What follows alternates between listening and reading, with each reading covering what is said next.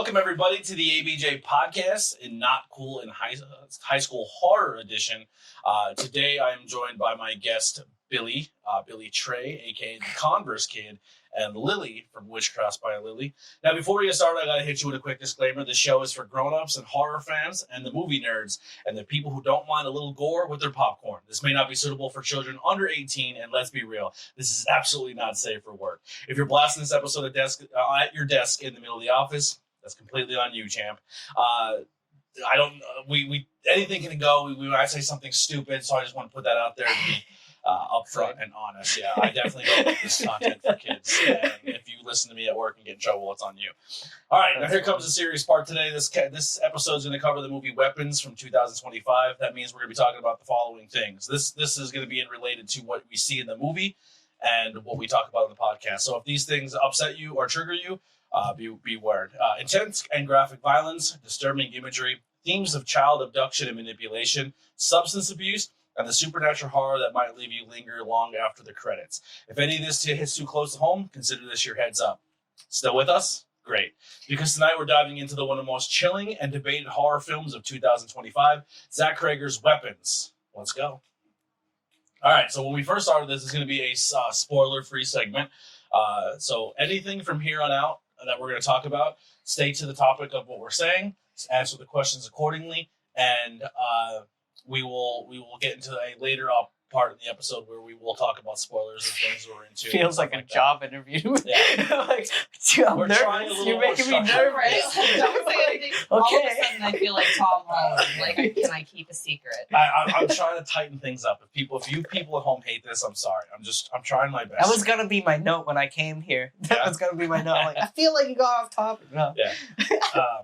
So, after Barbarian rocked audiences in 2022, all eyes were on Zach Cregger, and could he do it again? In January 2023, he Unleashed Weapons, not filmed, but the script, and Hollywood lost its mind. A full-on bidding war erupted. New Line Cinema and Warner Brothers dropped roughly $38 million for the rights, giving Cregger full creative control, and which is rare for horror directors, and they gave him final cut privileges, which is fucking crazy. That's insane. Yeah. Did you see Barbarian? Yes. I have not. So if I can be straight up, it's not worth it. Really? Here's the thing. Hear me out.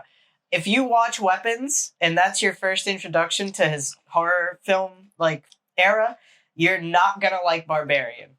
Really? It's a shit movie. Sorry, I love Zach, but it's poorly written. The idea is really cool. Keep it spoiler free, right? Yeah, I'm sorry. I forget that it's here.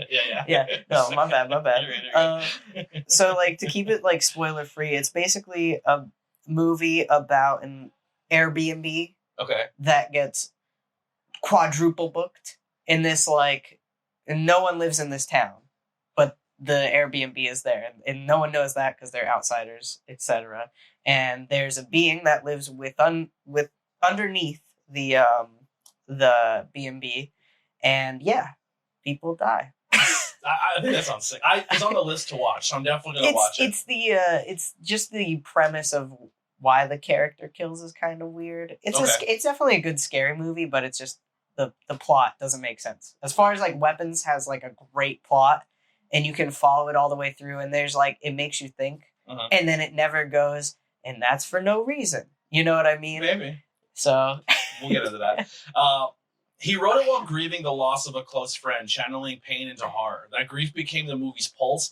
How far people go when they can't accept death. So this is kind of from the Hollywood Reporter. Weapons was trying to make sense of grief to channel it into something terrifying but cathartic. So knowing this movie came now from Cregger's personal loss, do you think that emotes and bleeds on screen? Or would most viewers miss that layer entirely?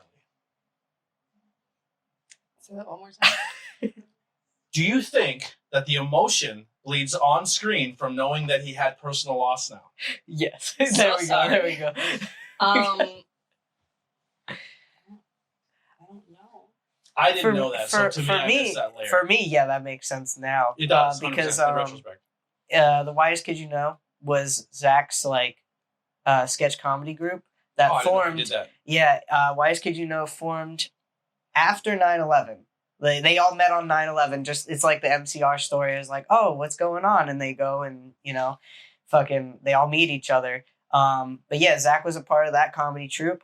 Trevor Moore had passed away, and they never like revealed exactly why. But at the time, he was trying to build a what's it called, moonshine like rig, and they say that he fell off his deck while drinking the moonshine. Some people say that. Some people say that the moonshine thing exploded. No one really knows. The explosion's Yeah, cooler. yeah. If you're gonna die from an explosion.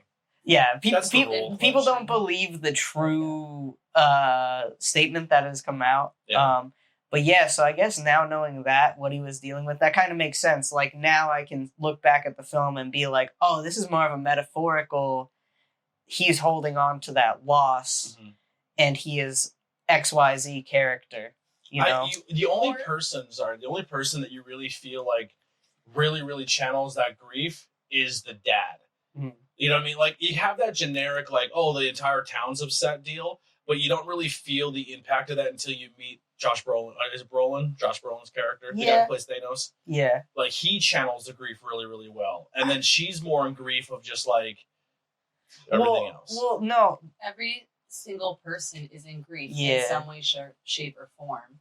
Now that like I'm sitting there thinking about it, like literally all of them are. Because but also that also now questions me to believe that like the whole thing is a metaphor for like you using your grief as like each one is a weapon you're using it against yourself.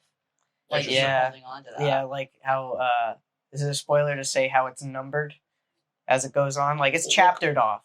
Chaptered off. Yeah, I was watching. I was like, "This is very Pulp Fiction." Yeah, it's really cool. Is this Quentin Tarantino's fucking horror movie? Yeah, without going into too much detail, it's chaptered off, but it all relays the same story, which is really fucking amazing. That's what I guess I love the most about that. So kind of we're gonna get into casting characters here right now, but when Billy says it's kind of chaptered off, it'll be like chapter 1, this character, and then you'll kind of see a character, and then they meet another character, and then you're like, well, who the fuck's this character? And then it's like chapter 2, this character. You're like, oh, okay. Yeah. And then it tells their story up until the point where they had that interaction with the previous character. They almost like all cross over. It's kind of like the movie Crash. And then halfway through, you're just like, oh shit, wait, we're gonna learn about this person or this thing soon, and then you're like, fuck, like, and you're like, oh my god, this one? That's fucking, it's wild to me now. And even like saying that, it reminded me of certain scenes where I was like, oh shit, I totally forgot about that. And then fucking. Yeah, I was going to say, actually saying that though, as someone who's like not really big on horror, I did kind of like that though, that like it would get to something really, really intense and then it would skip to another scene and you're like, okay, I've forgotten about that for a minute and I have time for like my heartbeat to just calm down a minute. And then like, you're like 20 minutes later, you've completely forgotten about it, and then it just comes rushing back to you. And you're like, oh my god, I forgot about the thing. Rushing back with more detail. With more setup. More traumatic. Yeah. More traumatic. Yeah, so spoiler alert, not every movie is structured this well. No. Not every horror movie. No. So don't be spoiled that weapons is early listen. Well aware. I've watched enough so far to know that this isn't common. To that point as well, like, to continue with like how good the film is, I think in an era now where everything is like gore porn, like everything is like, oh, it's so bloody, it's so gruesome. This is a good film of just being like on the edge, because it really doesn't get bad until the end, like towards really close to the end. They could have went way harder and didn't. I don't think I know what you mean. I know what you mean. To the story though, like I'm with Billy, like. The fear factor wasn't coming from all the it's gore. so much fucking blood. Like, oh my gosh, what's gonna happen next? We'll definitely dive more into that in the spoiler section. But let's get into casting characters. The casting journey could be a movie in its own. Originally, Pedro Pascal, Renette Rezev, I'm terrible with names, and Brian Tyree Henry were attached, but the Hollywood strikes blew it up. Enter Josh Brolin, Julia Garner, Alden Elrich, Benedict Wong, and Amy Madeline. A dream team was born. Garner plays Justine Grady, a small-town teacher caught in the chaos. Brolin is Arch Graff's It's Archer Graff, a broken father turned investigator. But Emily Magnus, she is the film's own. She's owns the film as Gladys, an elderly woman who calm hides everything, something truly unsinister. So Emily Magnus saved the movie. This is what Krager said, the director. They said that Amy saved the movie. She made Gladys human, and that's what made her terrifying. Mm-hmm. So kind of getting into the next little question here. And also, they did talk about that Gladys is going to get her own prequel movie. Oh. We did talk about it in the previous episode on Dangerous Animals, because when we talked about weapons being upcoming, we were like, well, we're going to see this movie, but we already knew going in that Gladys is going to get more film. I don't like that. I just want to state that I don't like the idea of that. I agree with you, Billy. Like, I think that Amy Madigan played a great character. Yeah. But at the same time, I don't necessarily feel like I understand that there is a question of like, where did this come from? But at the same time, like, I think does she need her own thing? I feel like. Well, maybe that's it though. Maybe that's it though. Maybe they're just gonna do like something that runs off as to why she is that way, which I would prefer. But I don't think I need a whole film based on her. I strongly disagree. I think I want to know exactly where she comes from, what exactly she is, how she developed her powers, where did she learn them. I'd rather learn the lineage of the power, not necessarily just her story. Like more of everyone's story that was she always this way? Did she get that way when she was sick? Did her powers cause her to decline quicker than she did? Like there's a lot. Okay, sorry, we're getting into spoilers. I'm sorry. I want to say so much more. Me. Yeah. That's my bad. I'm trying to get better. Yeah. So without spoilers, which character stood out for you the most? I guess we can skip out Gladys right now. Yeah. Did someone else steal the show besides Gladys? I don't think stole the show. I think the teacher was the most I did not like the teacher the whole time. I did not like her the whole time, but I think that her acting is so fucking good though. Yeah. Or the fucking cop, the dude that she interacts with. I don't remember what his name is. Fuck. But his thing was fucking there's a scene with him that I was like, what the fuck? Go ahead. I would say my favorite character was the tweaker. I was gonna say that too, though, like because he fucking James. His character is so fucking interesting, right? And like no spoilers, but tweaker, teacher, or the cop. That's what I was gonna say. As far as her acting goes, I think her acting is. I won't say that her acting is bad because I haven't seen enough of her acting. Right. But I will say that the characters that she has been playing, like I've only seen this and Wolfman. Where she just plays a terrified woman. A girl who needs a lesson to be freaking learned. And you're like, is she going to learn it? Yeah. Did she learn anything actually? She's good at emoting like fear and just unsettlingness. Right. Like she's really, really good at that. The beginning, like the early scenes is where it's like, you don't root for her, obviously, because you don't know the whole fucking thing. I thought she saved Wolfman. I thought she was a huge highlight in Wolfman. She was really good in that. I have two actors that stood out for me. I'm going to go with Josh Brolin, who I just love him. I think he's great. I fantasized him playing Batman. I just think he has a good Bruce Wayne look. He has a chiseled, handsome demeanor to him. And he also is really good in action fight scenes. Like, he's just sick. He's really fucking good. I'm a Josh Brolin fan. I want him in the DC universe so bad. We're never going to get it. But I will also go with the little boy. I was going to say that. Now that I thought about it, I was like, he did a really good job. He kind of pushes the film. Because if he wasn't believable, if he was just like, meh. There's a whole section where, without getting into spoilers, where I was like, he may be the one that is a problem here. But then you see what he goes through and you're like, fuck, dude. As a little kid, he had to adapt quickly to survive. Like, to play that role is such a weird for a child. Yeah. We'll have to dive back someone into heard that kid. That kid channeled something. I don't know. Yeah. Let's go to our next one. Reception at the box office. Opening weekend, $43.5 million. Final worldwide would be around $256 million on a $38 million budget. So it beat its budget opening weekend, and then added another 260 some on top of it. That's awesome. It was horror gold. Audience gave it an A. Cinema score critics were split. Some called it genius. You're good. And others called it a collapse under its own ambition. Empire gave it a 5 out of 5, something that shouldn't work but does. Roger and Ebert gave it a 3.5 out of 4 and praised its restraint.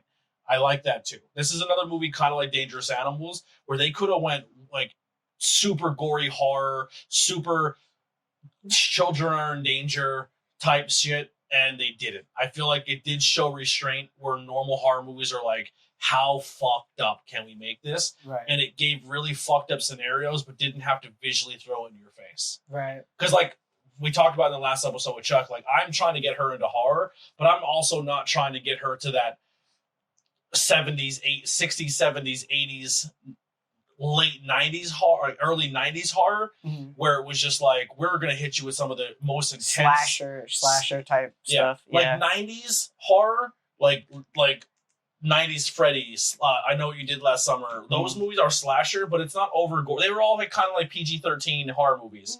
Like 90s, 2000s is very PG horror. Like mainstream horror is very like, I remember growing up like, oh, it's PG-13. I'm not even wasting my time. It's going to be fucking stupid. But then you see like the underground horror and you're like, oh, this is where people fucking turn to 11. You know what I mean? So I think they did like a good job with hidden films and stuff like that, which was like later in the 2000s. Yeah. Or hidden footage, lost footage, whatever. Yeah.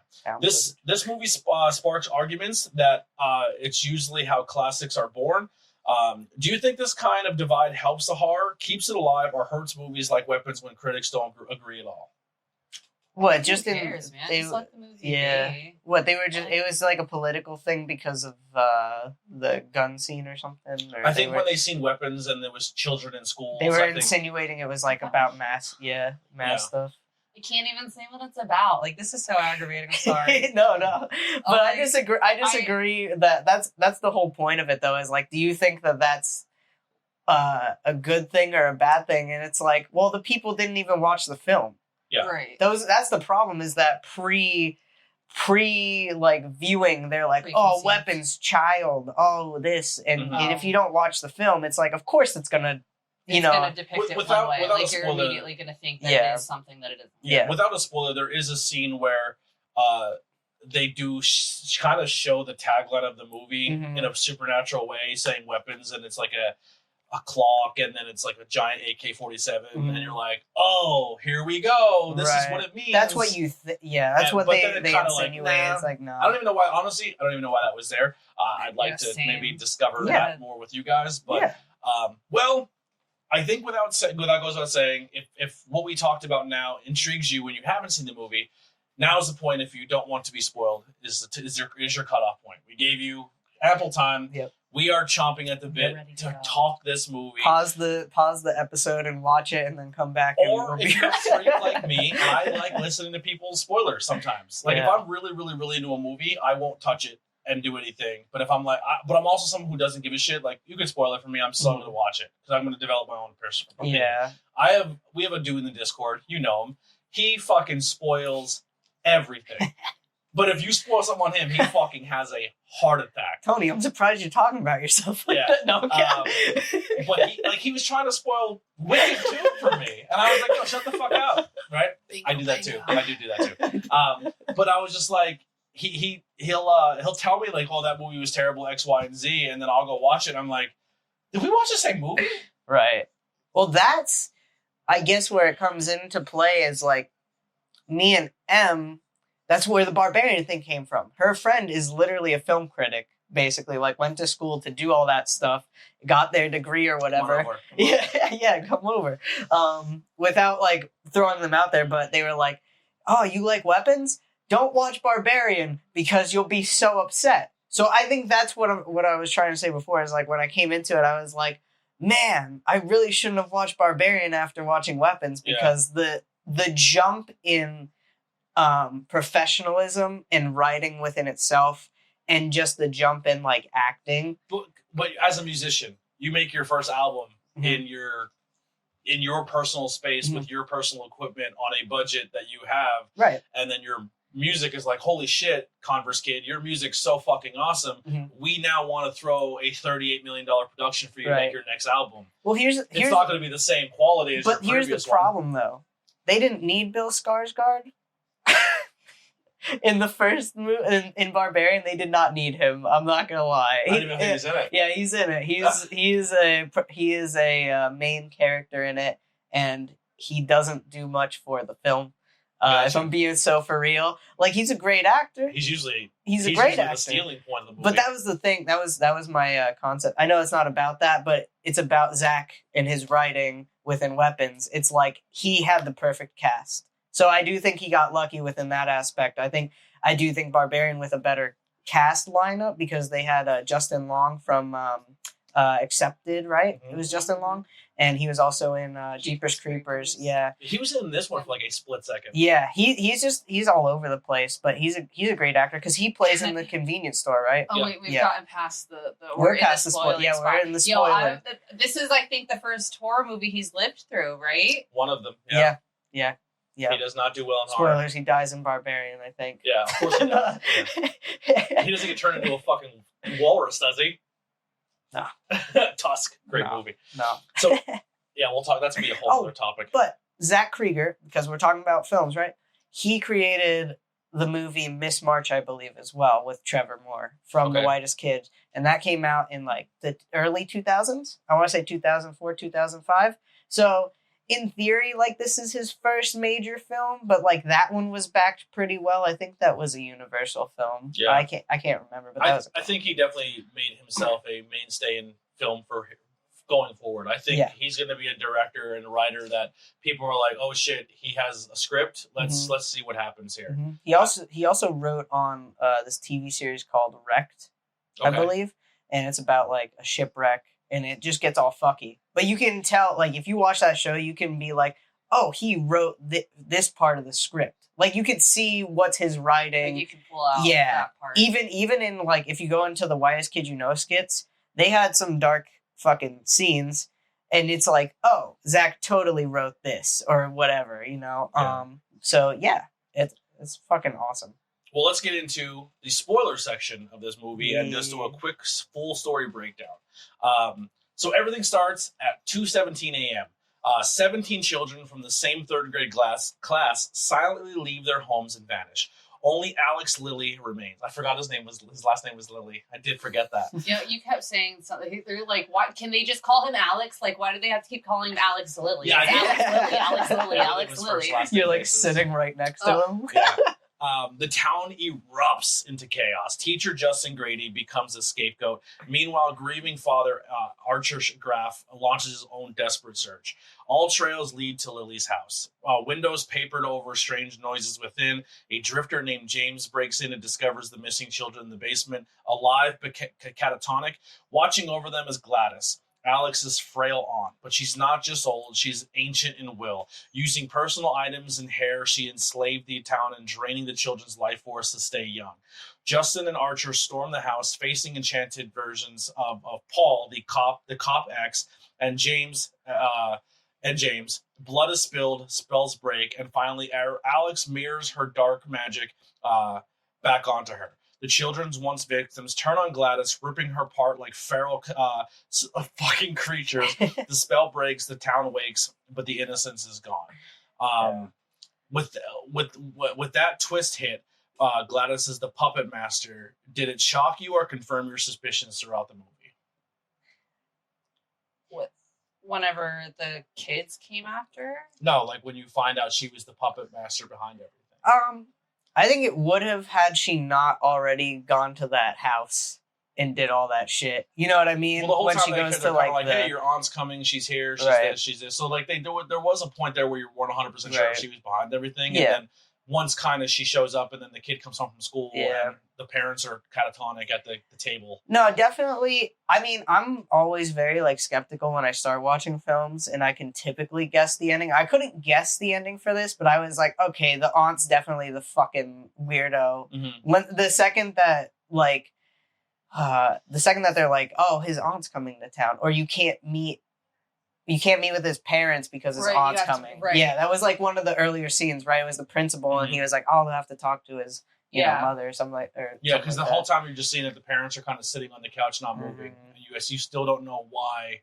Right. Everything's So that's what I was going going to down. say is like, you kind of, I knew that there was something about her, and I wouldn't say that I thought she was straight out evil. I Right. would say maybe she was like drugging the parents. Like, oh, maybe she was supposed to, like, in my brain, like maybe she was taking care of this couple who was sick and like giving them too much meds or something. Mhm. But then it shows you the part where she goes into the principal's house and does all that. Yeah, that's where I was that's like, when you're oh, like, shit. oh, so wait, so if she can control people just like that, like that's the instant that you know that she can control people. Mhm. So you know that she controlled the mom But to you're go not- out to the car and Yeah. cut the hair off of the teacher, and then you're just sitting there. But waiting. you're not What is she sure gonna how, do to like- control with the teacher. The whole time, the best part, though, is, like, you're not really sure how the kids get to the point of being in that house. You're still not Right. sure. You're still never sure where the kids went, because it could be a scapegoat still. Mhm. You know, the kids thing could be completely different. You didn't learn her power until the principal. Mm-hmm. Right. Yeah. And then, like I said, that's the part where you're like, Or no, the parents. no, it was the principal first. So what happened Yeah. was the principal has already like attacked, right? And then you don't see the why he attacked. You Right. see Alex or the kid, Josh Brolin's character Mhm. attacking the principal who's attacking Right. Justine. Yeah, because you're like, And what then the you fuck's and going then on? that dissipates, and I don't remember where we go, what little Mhm. story we go on to from that. Right. But then you see how she's like treating the parents and everything like that, Right. and then you get to the part where she's like snapping it, or she gets where we're back to the principal now in And the she's principal's house, in the and you're house, like, yeah. oh Yeah. my gosh. Yeah, Yeah. because I think it follows the teacher after that, where she follows Alex Right. home, and that's when the teacher falls asleep in the Yeah, in and the they car, have and her you're hair. like, okay, so something weird's happening. That looks like a fucking zombie coming outside Right. and everything. And she gets in the fucking car. That's probably the scariest With the part of the film, scissors. with the Yup. scissors. And she's like already jerking around, and you're like, is she gonna cut her neck And then she off? just Or, cuts her like, hair. what's gonna happen? And then she just cuts her fucking hair, and I'm Mhm. like, that's so scary. But that's the part you see the mom who is already like zombified almost, I guess you could say. Mhm. And you're like, okay, so is that a dead person? You're like, what the fuck's going on? Yeah. Yeah, Was anyone else's first thought voodoo dolls? No. no, not Just at all. me. Okay, No. 'cause You I'm sitting were there thinking vampire for a while too. Well, yeah, because everything was being done at the dark. Yeah, and It was all being life done in source. dark, and like Yeah. like all the papers on the windows and everything. I was like, it needs to be dark. Everything's happening in the Right. dark.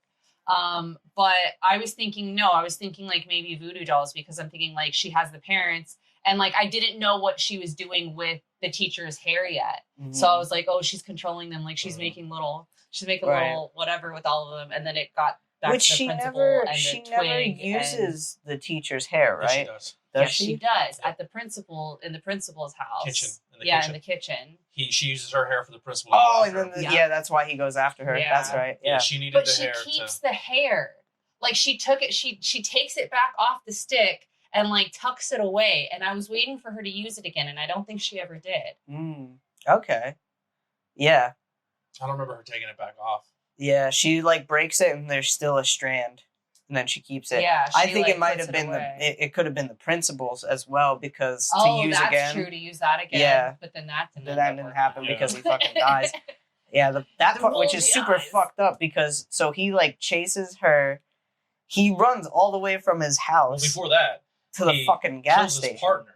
Oh yeah, that's the part with where I just was like, headbutts. yeah, he just headbutts him, and I thought this was so Repeatedly. cool because you don't see the actual gore. Like you don't, it's not You're just overhead. It's just you're seeing him just Hearing the fucking squelching. thuds, and you watch his face get kind of like concaved, but it's still not Swells. super. Yeah, it's still not super gory. Right. It's still like pretty fucking tame for a horror film. You know that what's happening is visceral, but Yeah. they're not shoving your face in it. And Right. even after he finishes, he stands up, and they still have the shot of. They then have the shot of his partner on the ground, but it's kind of feet. blurred. Yeah, and you can't see it all. I feel It's like- just so cool. I'm not trying to be like, oh, I figured a lot of this, but I feel like I was pretty on par with a lot of my things. I was like, oh, I think.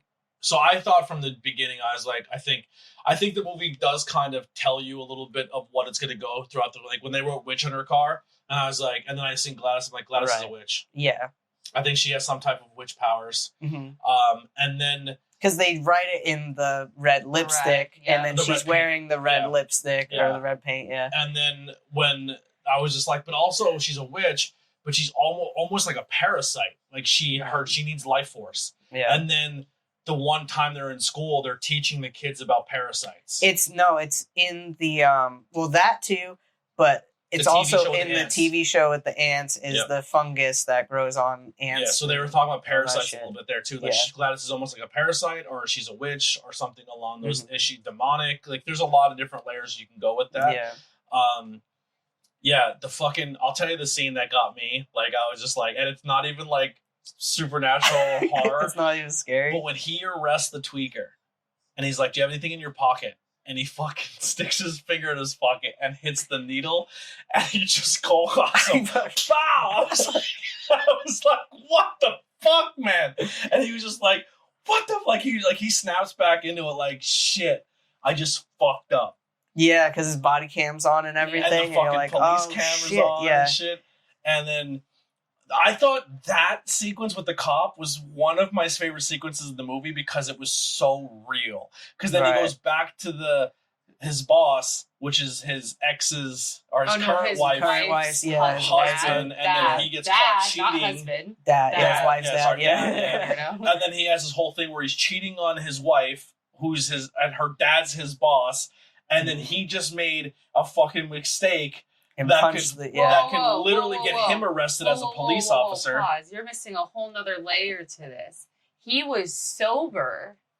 Yeah. Oh, that's what it was too. Yeah, and then because the prick. Shit. So he the night before that, still before all this though, the night before that he was drinking with the teacher, and then next day on top of that he freaking gets stabbed by this. Yeah. And the dad's like, "Well, we'll cover it up as long as this dude does not show his face for 30 days. You're good."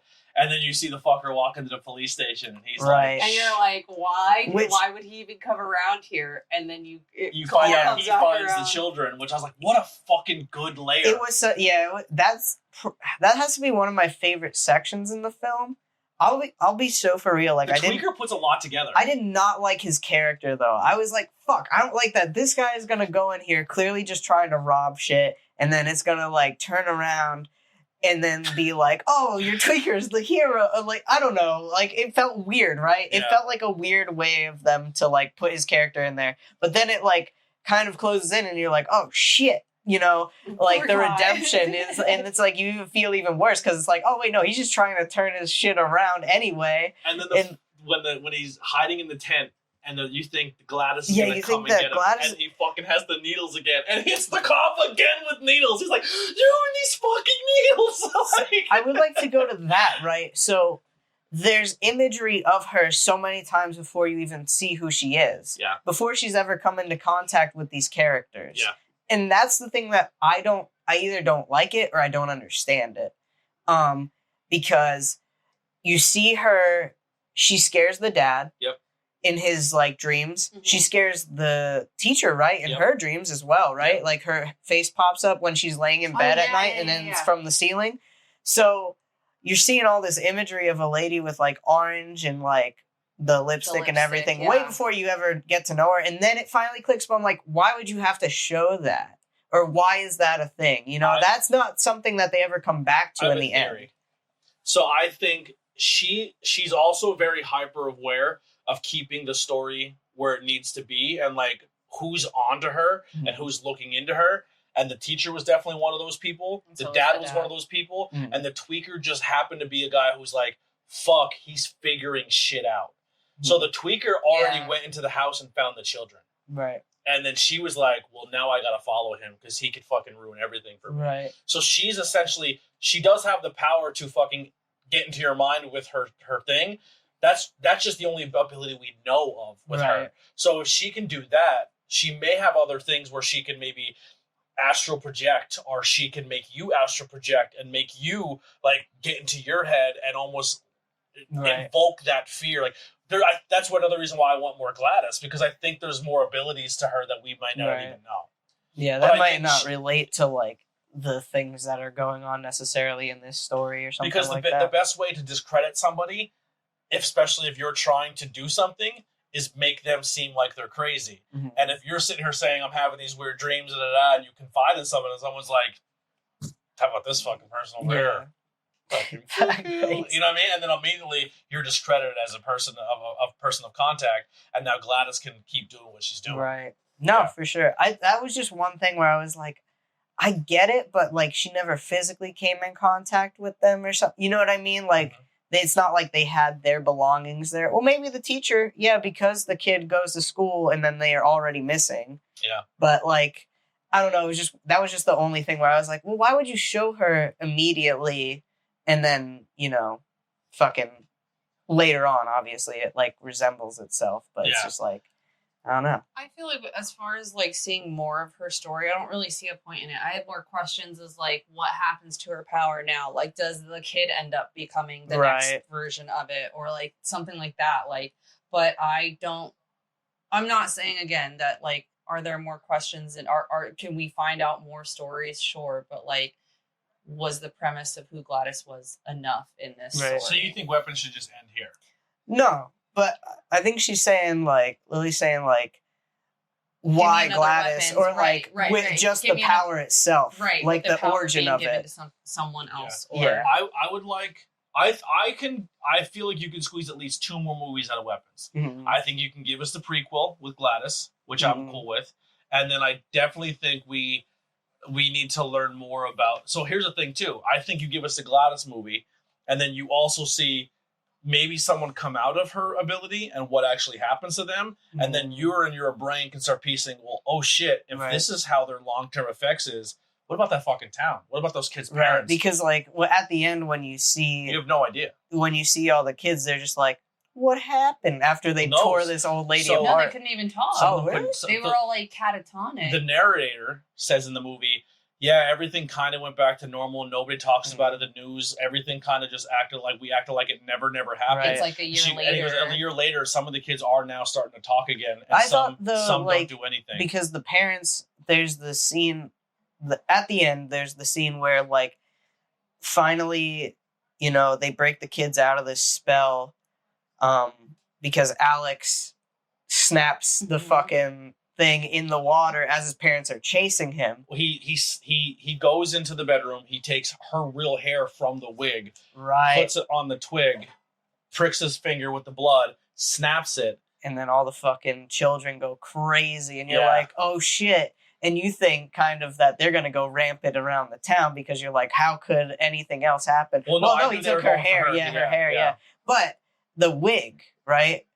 So that's where I'm confused. Like, is that her real hair? He took the hair from inside the wig. No, I don't think he took any hair from the wig. I don't think he took any real hair. I think they showed him do it. They showed him take hair from the wig. No, he goes inside the wig and pulls her long blonde hair out. Okay. I thought he just took one of the... that's why I was like... I thought it was going to be more like that it was something that belonged to her. Like it was like a talisman. Right. That's true too, because when he goes into the school, even if it wasn't her hair, he went into school and he just took the fucking textbooks. He took the papers with all the names. Oh, yeah, that too. Yeah. So, like, I guess that's what it is. It just has to be a belonging of you. But, like, even so, then... Because she did have little hair left, and she had, like, long blonde that she would tuck up into the wig. Right. You see him physically, like, gather up what's inside the wig and use that. I think there's so many parts of this film, too, where you jump from, like, hating her to being like, oh, shit, I feel bad for this woman... I feel like the part where she's like actually taking care of him and then she gets sicker and then you see the like transition in him of being like fuck, I've been taking care of my parents. This is the only lady. This is the only person that's like actually knows that I exist. What happens to me? Right. And he's like feeding soup to his parents and these kids. And that's why... And all the kids are bullying him. Yeah. He's literally feeding the kids that fuck with him every day. And he doesn't do anything to them negatively. So it's like, I think that's where the acting from that kid is so important, as to be like, this is just what he does. He goes and gets cans of soup. Right. And I think it's so weird. Like, I think it's really weird, though, that, especially in this day and age, there's not a fucking Home Alone type scene where he goes and they're like, where are your parents? They're not like, where are your parents? So, like, I think that's kind of fucking weird. But this also seems like a very close-knit community where everyone kind of knows each other. Right. And don't you think that worry would be even more? Well, they kind of set the tone that his parents are sick and his aunt's taking care of him. That's true. Yeah. So they probably thought that just like, the aunt's not going anywhere. And he's not cracking. Like the teacher was like, please tell me what's. He's like, get away from me. Like I can't tell you fucking anything. Like if I tell you, I just watched my parents stab themselves in the face with forks. Yeah, that scene is eerie. That's where the gore starts to settle in. Is like later on in the film. Yeah, that's why I would say they do that, and they're still not like profusely bleeding. Mm-hmm. They have punctures, but they're not like leaking. It's still just fucking eerie. It's still very it's hard to watch. Yeah, cringy. And so like that scene really got to me because then in my head I'm like, fuck, what if I ever had to like I couldn't imagine being that kid, that like 10-year-old kid, like he's not old enough to do a lot of shit by himself, and he's just watching his parents like lose it, and he's like literally crying and then sitting at the table with them like just crying but like being like shuts down entirely. Right. Yeah. But the interesting thing there too was the parents were crying. So like there is a layer of while they were still first catatonic, like they knew had some sort of they knew that they're like, fuck, dude, we can't do anything about this. Like the dad's literally like looking at him and tearing, like it seems like he's almost physically there in his brain, but can't do anything about it. Yeah, he's like aware of everything, but he does not have the power to fucking And like so like literally under that, almost like frozen. Yeah, fucking crazy. Yeah, and he like So I watched a couple interviews of Zach because obviously I've followed him for a long time, just through like his sketch comedy, and then like they did like Twitch streams and shit like that. And there's an interview where they talk about the scene that you're talking about, where there's the gun in the sky and then it says like 216 and he is like, or 217, and people are like insinuating that meant it was like a mass shooting.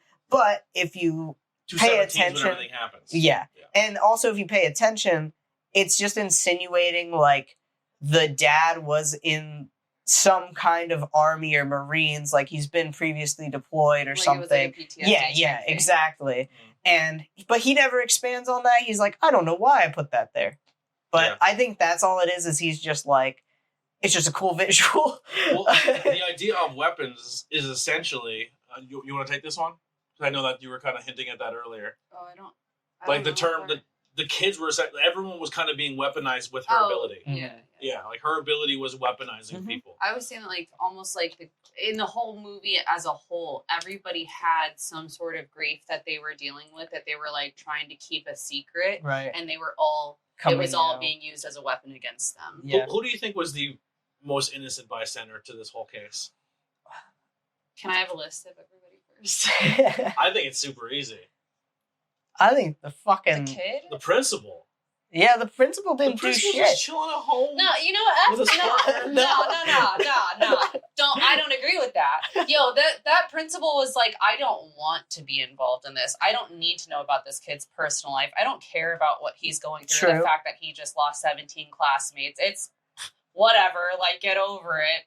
I don't think the principal was super innocent either, because he was like, oh, like, it was a hassle. It was hard to take care of. And then, like, the teacher was trying to figure it out, and then the principal was like, stop putting your nose into it, just let it die. Yeah, he's literally like, let's just fucking... But that's not a form of innocence. That's a form of him being like, I don't want to part of it. I feel like there's a lot of moving parts for his job, and he's trying to fucking navigate the fact that, like, hey, I'm a principal, and my job is to make sure this school still moves smoothly. The police are handling the missing case. Teacher, fucking... I believe in you as a person. I don't think you did this, but I also need you to fuck off right now and just stay the fuck home and stay out of this, because you're making my job harder. And now you're calling me to, because, like, here's the thing, when you get involved with kids at all, if you're, because I had to go through this as a coach. If I'm a coach and I'm coaching kids and a kid comes up to me and says, hey, like, I'm having a rough go, you have to report that. And you're kind of like, fuck, like, this is going to be a thing. Right. And then you have to kind of like, they want you as a reporter to be like, don't ask any questions, just report it. But then you have to also be like, you have to vet it a little bit. You know what I mean? And then as a principal, you have to then do that and then be a guidance counselor and then do all this with hundreds of kids in a school. Yeah. Now 17 just go missing and your teacher is fucking digging her nose and breaking into the house and following the kid. And this teacher's that's the thing too, is like it's the problem is that, like, so much time had passed, and people are still going after the fucking teacher, and the principal's not doing shit to help the teacher at all. Well, she's not helping herself. I don't know. She's stalking the little kid, showing up at the school. Okay. Hey, you just killed 16 of the 17 kids on your soccer team. Yeah. You're not going to sit there and be like, these cops aren't doing anything. My boss isn't doing anything. I'm just going to sit here with my thumb up my butt and do nothing. Bullshit. I'm leaving that community. And then you look more suspicious than anything. Yo, but at the end of the day, like, in that position, you have to fucking let people do what they're supposed to do. Like, I'm not, first off, I would not be in my public town drinking in bars, getting fucking smashed, buying bottles and bottles of vodka in a small little community, and then fucking stake out the last kid in my fucking school's house. Remember how you told Billy he didn't have to yell? That's what I wouldn't be doing. That's what I wouldn't be doing. You know what I'm saying? Like, this whole time, like, you stupid fucking idiot. Like, why are you there? Well, I think there were plenty of times where I'm like, girl, what are you doing? There's like, so much throughout the beginning of the film where you're like, oh, she's just making that perspective that you're giving yourself, you know, she's just playing into that. And then later on, you're like, oh shit, well, you know, it's been like how long? Of course she's gonna fucking feel how much this of this way. Can you hold on to? That's what I'm saying. After so long of just everyone going, oh yeah, well, we know spray you're painting innocent, your car like, and fucking and going to your house. Like, that's the thing. It's been months of that. Well, then you find out it's Josh Brolin's character who painted her car. No, they still insinuate that, but he never they never confirm that. They insinuate it, but they never confirm that he did it. You know where the paint came from? Yeah. His construction site. Yeah. Because they grabbed the wrong paint. Oh, shit. And it wasn't opened. And there was one can that was opened, and then they later show it in the trunk of his car. And then they show his truck, and they show him in the truck follow her to her house. Right. And then he watches her walk in. I still think it's all a red herring. I think that kids fucked with her while he wasn't paying attention or something. Because we're going to try to pit it against him. Right. Because when he goes because he's gone to the school several times at the meetings and been the same intrusiveness as the teacher has been, you know? So I think there's another character, which could be Gladys as the parents, being like, go fuck with this guy, or like, do you think that there's a possibility that Gladys also had his hair? That's true, and too. was like controlling him to kind of be that to stay on her tail. That like, oh, this woman can take the rap. Right. She's been taking the rap for it for the last 3 months. And if there's just him being planted here as a seed to keep going, like, yep, let's just keep all eyes on her. Yeah, I mean, it's possible because, like you said, it just has to be a belonging. And if the dude was as close with his son as you infer that he was, there's probably a belonging of the dad with the kids' shit, you know, or whatever. Or even in his truck where she planted the paint. Yeah. It could be. I wouldn't go with that. I like your theory, but I wouldn't go with that. The only reason I don't believe it is because when he gets to the gas station to talk to her and he looks at it, he's like, who the you know what I mean? Like, no one thinks you're a monster. I just want to know where my kid is. Yeah. So why would someone say that after painting on the fucking car? Because I think he does it the night at the PTA meeting where he's genuinely hot. He was hot enough to stand up and scream something, and then stalked her, and then watched her go to a liquor store and buy booze. And like I think he staked her out enough to realize, like, fuck, I'm watching her and I'm studying her and I'm just watching her movements, and she's really not doing anything that shows anything anymore. And then he sees this psycho principal run down the street with his eyes bulging out of his head that's clearly something more. And I think he was like, there's something deeper here. And I need to help her. Yeah. You know what I mean? Let me tell you where I can get behind Billy one more time on this. The night of the PTA meeting, he had everybody pissed off. And yes, I do believe that he followed her and was still ready to give him more of a piece of his mind. But because he had everybody pissed off, people are playing ding-dong ditch with her. I think it's very possible that somebody else did it and then shoved it in the back of his truck to be like, haha, he's the one who was yelling at you. But where he was positioned on the street, he would have seen someone knock on her door, because they don't ever show that either.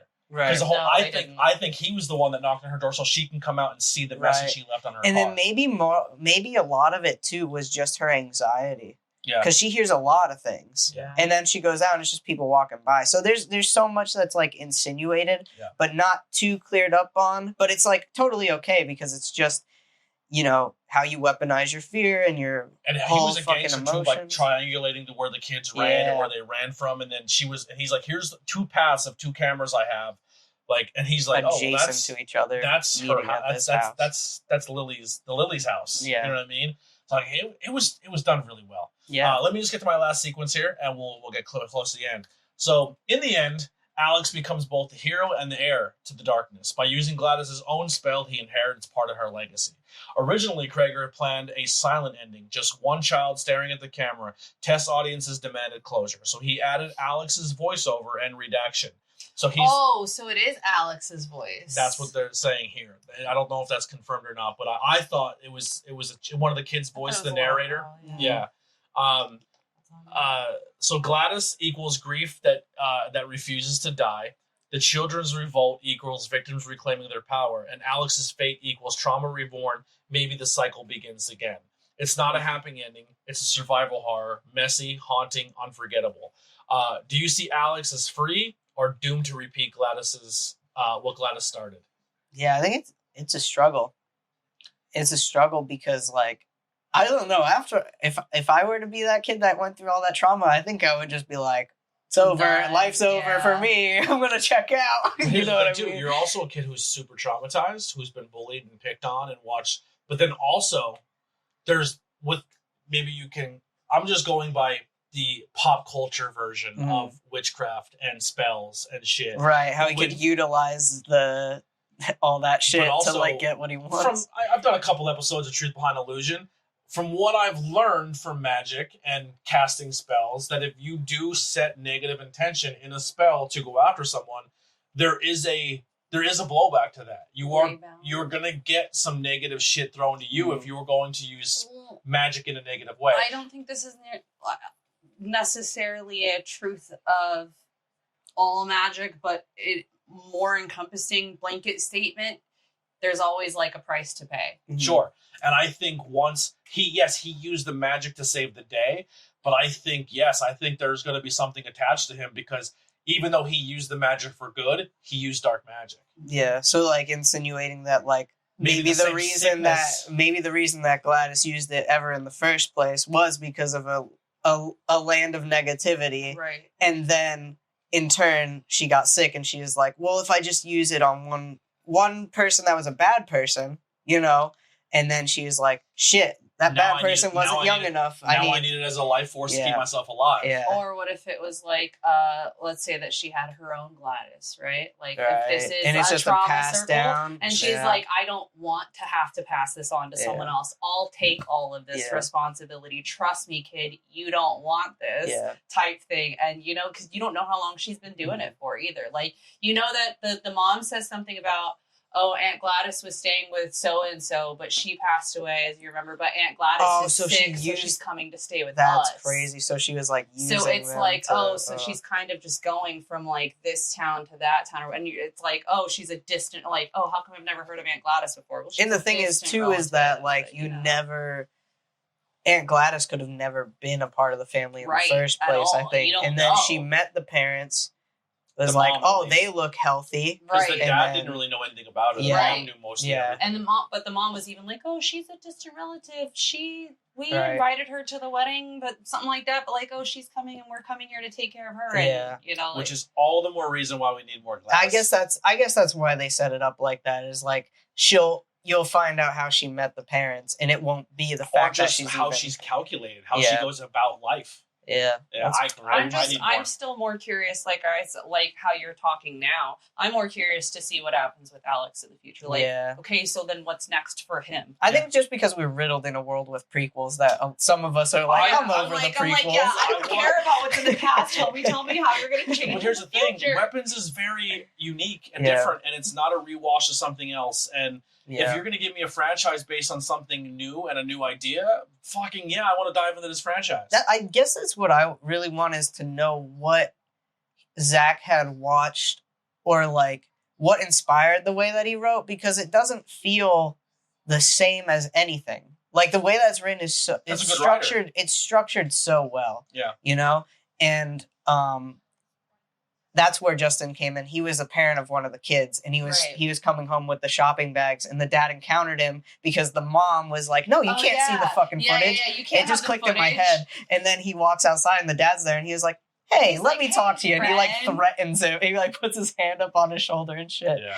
Justin doesn't die though, so we were right. I completely forgot that part. And the whole time, the wife's just pissed. Like, she's like, "You're really just this is a real fucking thing. I just told him you couldn't do that. You just walk in the door and like, and he brings the why fucking am I even here? the map blueprint of the it's the telephone towers at first is what he's thinking, right? Which sends you off. He sees a crane, right? And it's the working behind the house or something like that. Yeah, he uses a marker to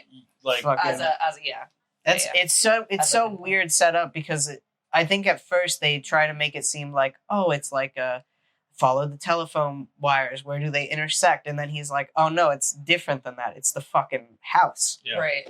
It's the house at the end of the goddamn street where everyone can see it. I just wanted to bring up one thing of another scene that I was really into. The fucking scene where all the kids chase Gladys. Yeah. I was laughing hysterically. I did. I burst out fucking laughing. I couldn't help it.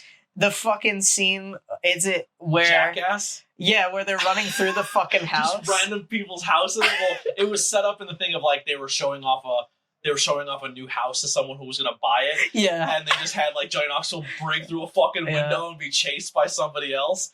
I immediately went to a Jackass skit. Yeah, I was fucking crying. But then I felt like Eric Andre in a little bit. Like this seems like something Eric Andre would do. It felt so like nostalgic. Normal. Not that, like, just like it kind of felt like the people that were like in the house were actually just kind of chilling in their house. Like that acting was pretty good because it doesn't feel over the top, but it also doesn't feel too nonchalant. They're just like, what the fuck is going on here? Like they're eating. Like, what's happening right now? And the scene where specifically she's already run to the front yard and they topple over the fucking the fence. But you can tell it's like adult actors because they just like land on them and shit and roll over. I think that's my favorite thing is the practical use. Yeah. There's not a lot of CGI in this film, I feel like. They had to use the kids in that shot too, because there is shots where kids are running, and they use very wide shots and almost blurred the kids' faces, so they didn't have to put kids' likeness out there. But also, those kids are probably laughing and fucking smiling because they're just, hey, we're gonna get 17 and just chase this lady. You know what I mean? Like to me, like you have to get to her. Yeah. For fucking Fortnite V-Bucks. So we're gonna make her look like this, but we're definitely sticking another freaking 8-year-old here because who else is gonna be able to like catch up? That's it. You can shoot and be like, hey, kids, I don't want you to challenge the fact you're gonna rip her apart limb from limb, but we want you to just chase her. She has so much candy, or she has like just so looked much. like a fun, and it reminded me did too look of like Ferris a good Bueller. shot. When Ferris Bueller was trying to run home through all the yards and shit, I was a fun scene. It's such a good, a feel good scene too, because you're like so scared for what could have happened to the kids. Mm-hmm. You know, you're like, shit, are they dead? And then you see him feeding them, but it's like, how much could that? And when Roland's carrying his kid home, his kid's still zombified. Like he's just nutrition wise. Imagine being the dad. You see your kid, then you have to go upstairs and save whatever's happening to your kid, and then your kid leaves, and then you follow the path to your kid, and your kid's one of 17 kids who just ripped a woman apart with their bare hands. Right. You're not like, Josh Brolin, the actual, like, the parents that have no idea what the fuck happened, and they just fall. They're like, you just got your kids back. But hey, another layer to your kids coming back is they just ripped a random woman that we don't know who they are, literally apart like a pack of wolves. It's crazy that with their bare hands. He doesn't even acknowledge it though. He just goes, "Huh, he just my child." But he's still in protective mode because he's like, "Oh, there was something more supernatural here. I'm just gonna get my kid and get the fuck out of Dodge." Right, and he does he picks him up, right, and then he just stands there and looks at all the kids. I think, right, is like the whole thing is he's like holding him. And he's like. Why are they not attacking? Yeah, like anymore? what is going on? Like they just stopped. Like now what? Yeah, but he was under her control. Remember, he attacks the teacher, because I forget if she gets his hair or she already has his hair or something. I don't know who he were talking about. Josh Brolin, the dad of. He attacked what teacher? There's a moment where he's under the spell too. Where was while the cop? He's being held. No, it's the fucking cop. The cop's attacking the teacher the whole time while they're in the house. The dad and the teacher go to the house. Dad fights Tweaker. The dad fights a Tweaker, and the cop fights the fucking. I don't remember their names. I suck at remembering the fucking names. Justine. Paul. Because she pulls the gun. She pulls the gun out of the cop's the principal. holster. I don't know. I'm like. Yeah. He. And he. Fucking get on board. But yeah, Paul attacks Justine. Paul the cop, right? Right. Attacks Justine. James. I don't remember that part. I'm sorry. That's the part where That's the part. Okay, so when they're in the house. When they're in the Lily house? Yeah, Justine goes into the Lily's house because they. Oh, yeah, okay. I'll tell you right now so you remember. They step over the salt. Yeah. As soon as they step over the salt, things like she uses once again salt as a protection. If you cross that salt, you're in trouble. That's what it was. Yeah, and the whole time I'm like, fuck, one of them's gonna die or something. And then I think he kills the James. The dad kills James, I think. The Tweaker, him and the Tweaker are fighting.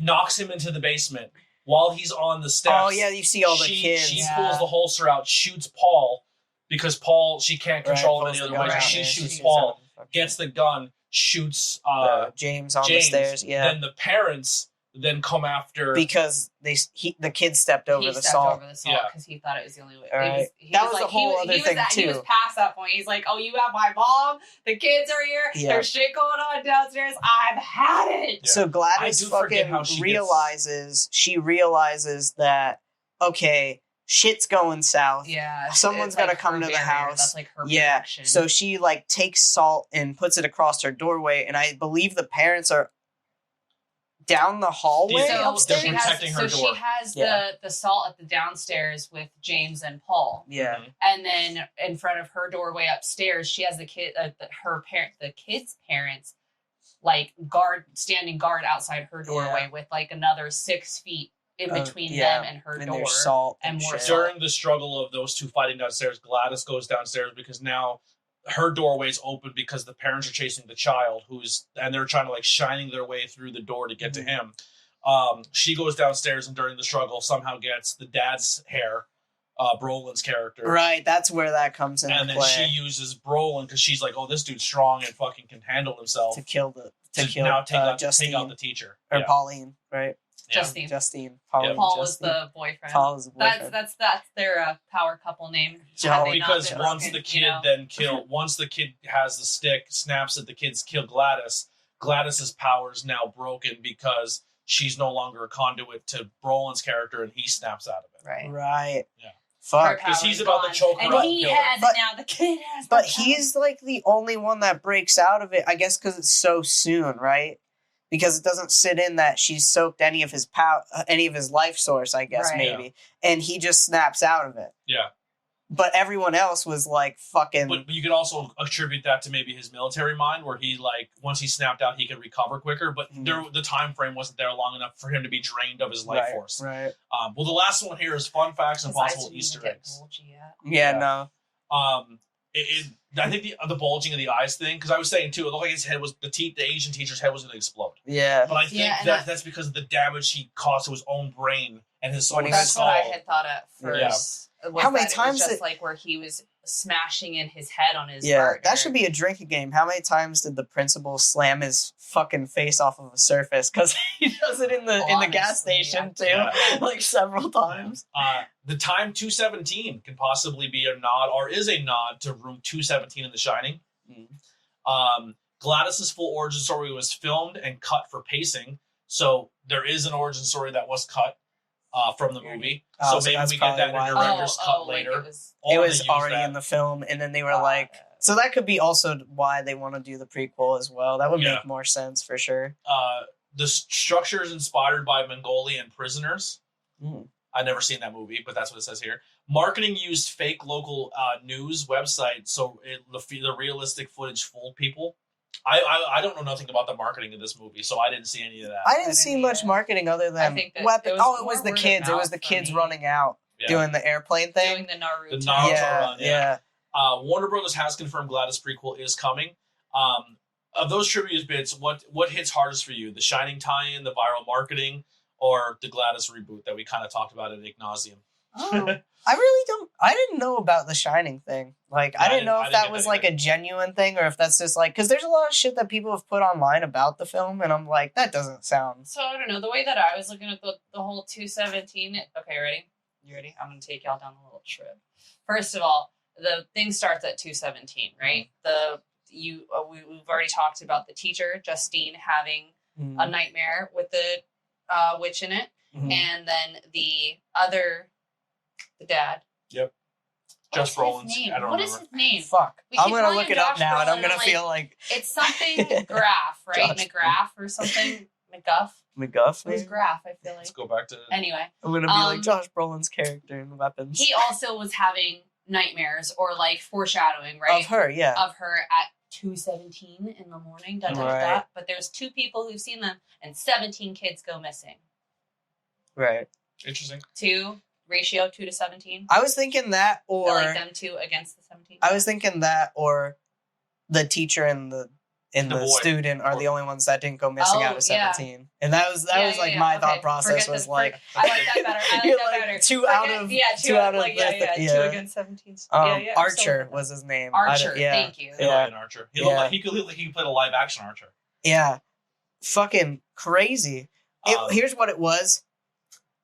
No, it just confirms what I said already. So, you know another reason why I stay away from a lot of that fan theory shit, like I like it sometimes, but sometimes I don't, is I'm a pro wrestling fan, obviously. This whole channel is very pro wrestling, and wrestling fans with the Bray Wyatt shit was annoying. Yeah, that's kind of crazy. They were booking things that I don't even think Bray Wyatt himself were even into, and the wrestling fan base kind of wrote their own story, and then to kind of put that into a pop culture, I think the biggest fan theory TV show where everyone booked their own ending and didn't get what they wanted at all and then wrote the whole show off as garbage, and that pissed me off because the show was so good, was fucking WandaVision.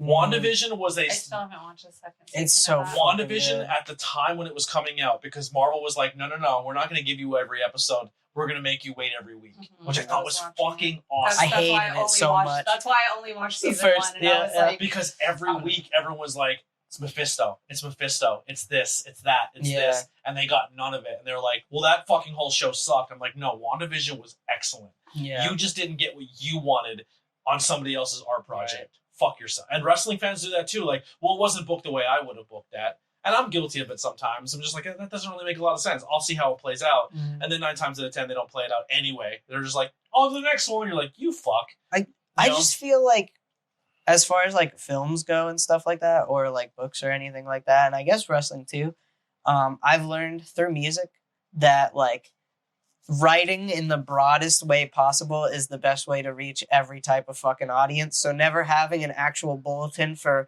whatever it is that you're trying to get across is ideal. Yeah. And so like I think that's kind of why there's the whole 217 thing, why no one knows, why they don't answer it, because apparently from the interviews I've seen, Zach was like, oh, I wrote like the entire first half of the film, and then from there I didn't really know where I was going. So they filmed like the first half of the movie, and as they were filming that first half, he's like, fuck, I gotta really, So and that's why people like, the outside people are like, bro, like, he's a genius, he had this all structured, and he's like, no man, I was winging it. Yeah, pretty much. And I love that. There's nothing wrong with that. It doesn't discredit his art. No, for sure. And I think that's why it's so cool that he has like a sketch comedy background, but he wrote one of the greatest horror films of this year, in my opinion. As far as like stories go, horror films have not had great stories. Everyone's saying Sinister's really good. No? Sinister? Yes. Or no, Sinners. Sinners? I haven't watched it. Everyone's saying Sinners is tough. It could be. Yeah. It could be. Is tough or good? Like tough is new. Tough is the new good. I don't know which one you're saying now, because listen, it depends on what culture you're around today. Yeah. Is it lit enough for me though? Yeah. Sorry, I'm capping. I don't know. Anyway, what I was saying, if Weapons left you shaking, here's some things that you can check out. Barbarian, what was Kreger's first breakout film. Prisoners in 2013, a gut punch mystery vibe. The Witch in 2015, a folk horror done right. And stay tuned, obviously, for Gladys's prequel, already in production. So let's wrap this one up. And that's going to do it for us here at the ABJ Podcast. Woo! Not Cool in High School Horror Edition. Huge thank you to Billy and Lily for joining me. I will, after I break here, I'll let you guys plug what you guys want to plug as well. If you've made it this far, congratulations. You survived Weapons 2025. Give yourselves a round of applause or maybe a therapy session. Huge thanks to you guys for joining me once again. And the massive thank you for you who tuned in. If this is your first time, please like, share, subscribe, 5-star review on audio platforms. If you want to listen to this on your car, we do have that if you tune into Spotify, Apple Music, anywhere you find podcasts under the ABJ Podcast. Also on YouTube, if you made it this far, hit that hype button.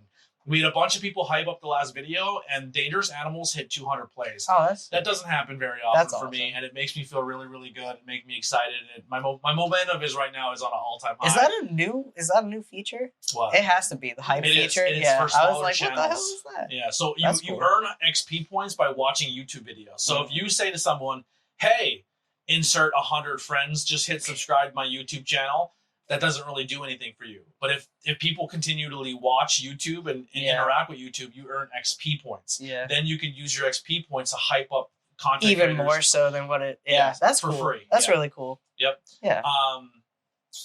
Remember that the ABJ Podcast is not meant for kids, not for the faint of heart, and definitely not for something to blast in your office unless you're actively trying to get fired.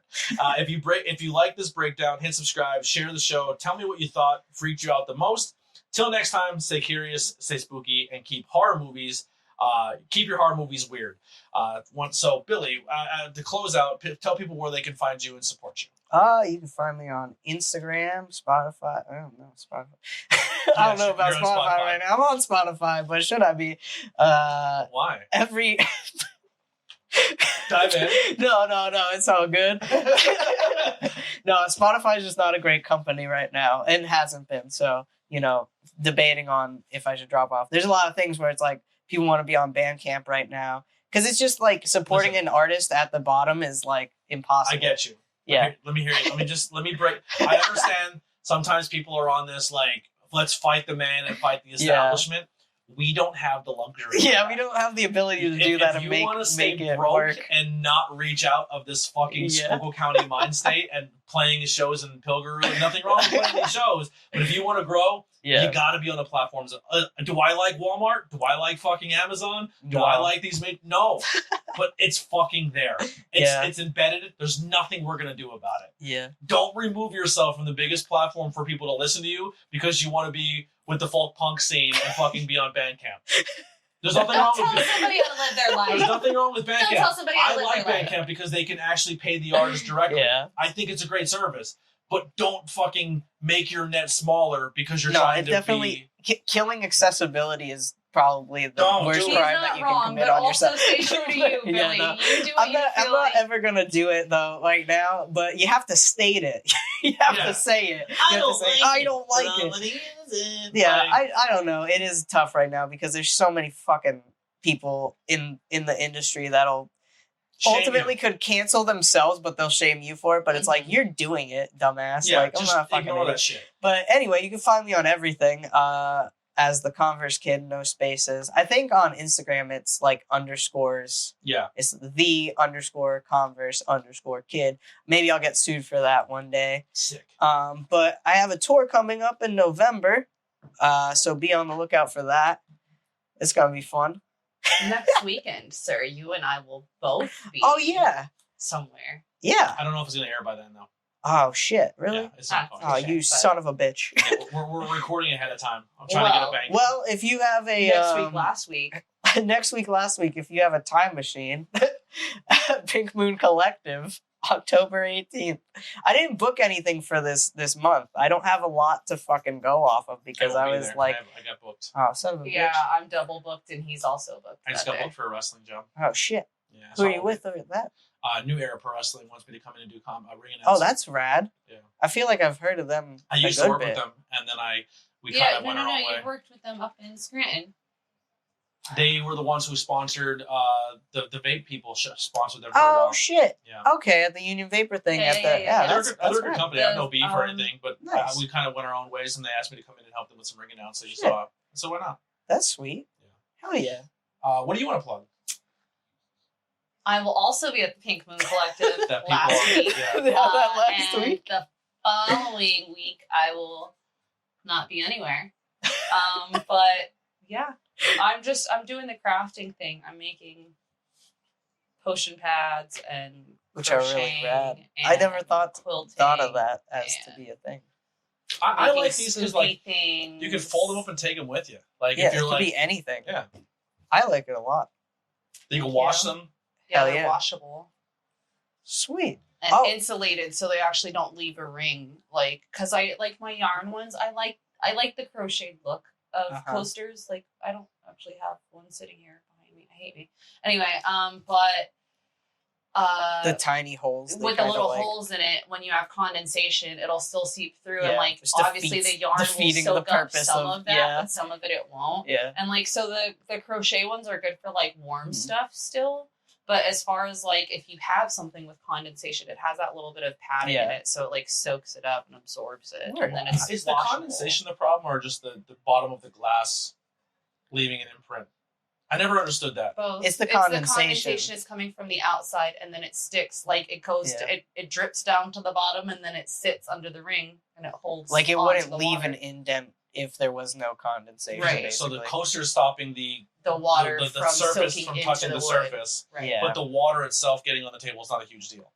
No, that No, is the deal. it does stop the water, too. Yeah, the Yeah. problem is the water touching the table is soaking into the wood or whatever it is that's. Yeah, so moving even the if ring. it But wasn't- you're preventing the ring from the can or glass on the thing, not so much the water spillage. both. You're doing both. Who cares if it's a ring? I care about the ring. The ring is okay. So hold up. Pause. Tony let's has wrap this. this No, podcast. no, Tony has no, this no, podcast. no, stop. And after You the- asked the wait, question. after No. the credits, I just No. punched myself in the mic. we will debate Debate the ring the after the music by the Converse Kid. Here's the We're- problem. We're gonna have some bonus content for you guys before the cameras rolled, and then we're gonna do a little bonus thing for you guys after. With see the you guys- coaster. Yeah, we'll start let's right go. back to this call for a bit. I promise. Here's music by the Converse Kid. We'll see you later.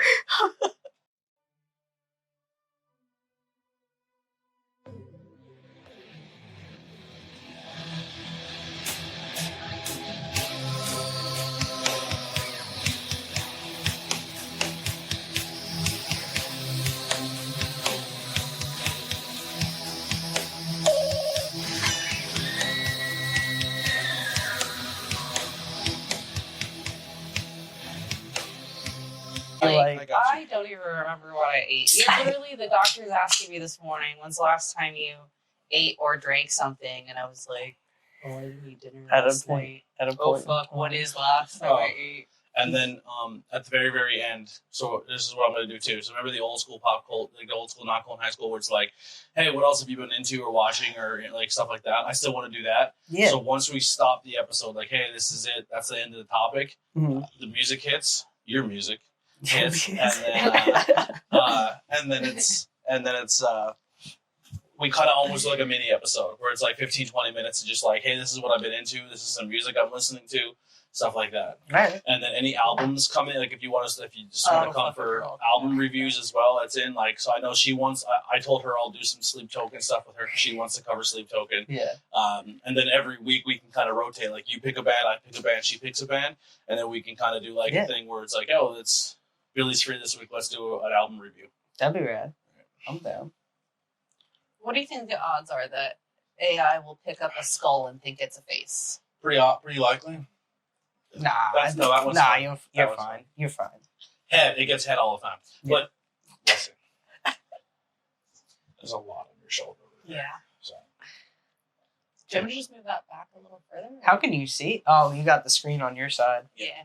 Because I use it for the time cues and stamps to make sure it's recording. There you go. That's really cool. That got it more in the shot instead of less in the shot. Perfect. Good. Gucci. Ooh, There you go. Ambiance. Billy's is still way in the shot. You want me to move it? I got it. Oh, you got it. Because I don't want to. Good. I want it in the shot, but I also don't want it to turn you completely red. Fair. So like just hitting the backlight, like a back shot. The back shot. They're good. It's just it's face tracking. Yeah, so it'll be. I think it'll be fun. Hi Ziggy, welcome to the upstairs that you never come up to. Hey. Cute.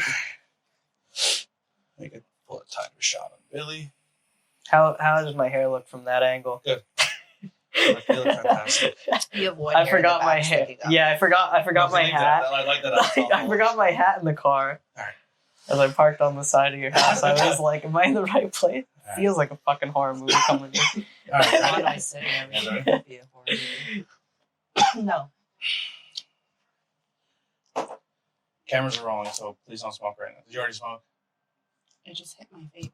Oh, vapes are fine. That's fine. She's just like, I don't have anything to smoke. Oh, would you like one of these? Yeah. Would you like heroin? Yeah. All right. Starting the episode right now for the movie Weapons from 2025 in 3. All right. The coaster. We're back. Coaster. Okay, here's the understanding that he's not getting at. The coaster catches the water. At this point. The coaster catches the water. Yes, I'm aware of that. And also stops the imprint. But why are you but the imprint is why most people say, please put a coaster down. I don't want rings on my table. Because of the, Yes. Not because of the water, but because the ring itself, if you were to have it on wood, like if it was on this, right? I agree with you. The water would warp. The ring itself would be warped, and you wouldn't get rid of that. It's not a wipeable. The water's gone, and now the ring is gone. It's the fact that the water's so blue right now. I'm so blue.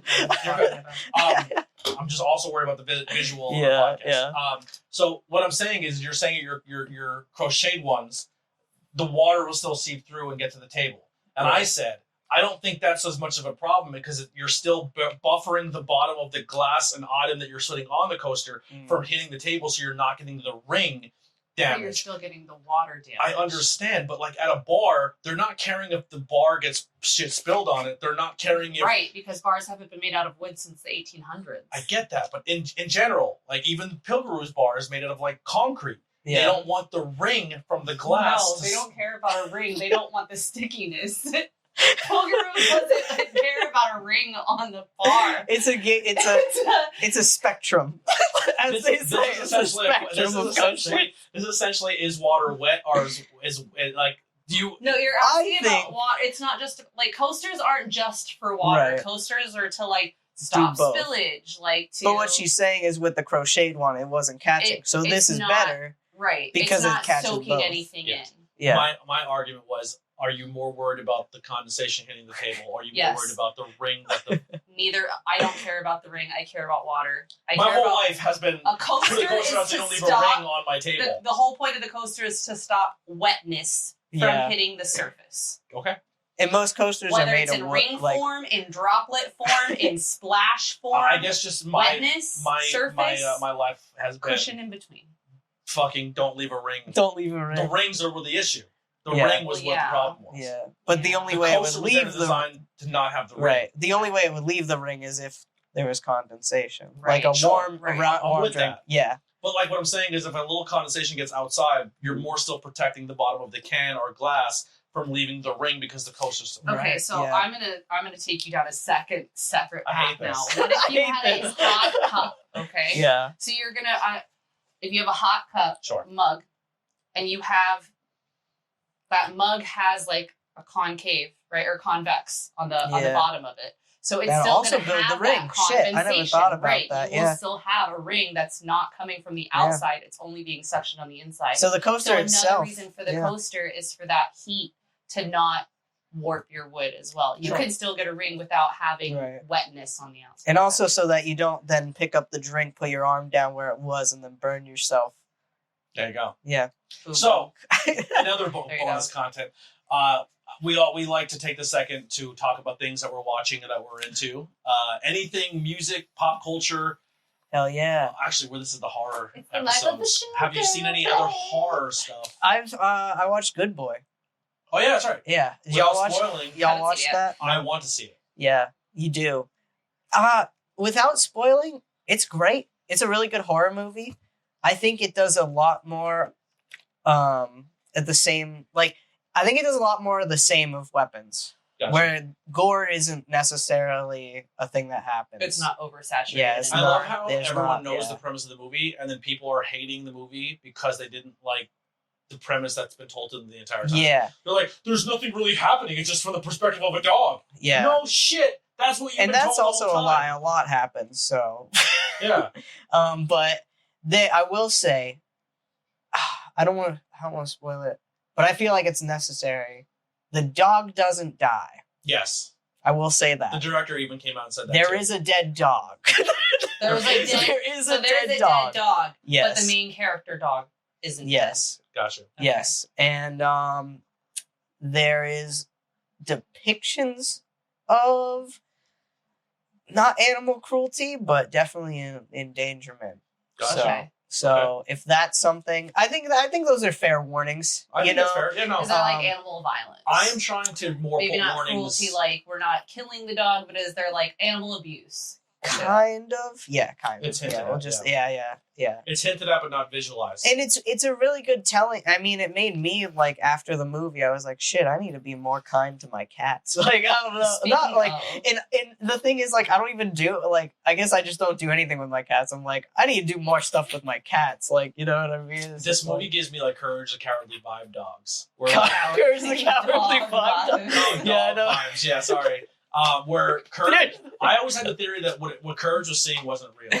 Right. Courage was seeing things that only dogs can see and humans can't. Right. And his owners are like, would you chill the fuck out? Right. Like, you know, the dog's barking, like, going crazy. Well, we don't know what the dog's receiving. Like, the dog's like, it's fuck the world, what the fuck? And you're just like, I'm trying to watch TV, shut the fuck up. You know what I mean? And I also think, in the same way as I'm like this right now. My cat is pissing me off. But in his way, he's like, I gotta save you from this. He's like, there's an eyeball here. Yeah. It's like, does anyone see this fucking thing? It's literally, I think you should leave sketch right here. Yeah. The cat's like, I thought it was a fucking volcano going off. Holy shit.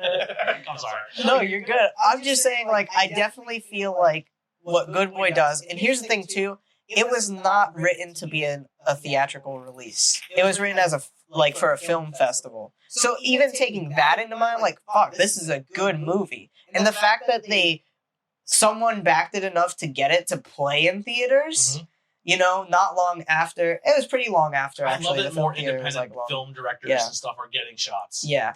But I do think that keeping that in mind and realizing, oh, this is a low budget kind of film, it makes it that much more impressive, the shots that they pull off. And I'm pretty sure a majority of it's, like, practical. There's some, like, CGI stuff, but, like, I've just been on the go with, like, anything practical lately. I don't know if it has to do with the ties towards the like, War family section or whatever, but it definitely is, like, I'm more so, excuse me, fucking hey, what the hell? I am more so inclined to watch a film that's all practical-based effects with, like, just a hint of CG that, like, you know, like maybe like a blur, or something. Yeah, absolutely. I think practical effects are for. I like practical makeup.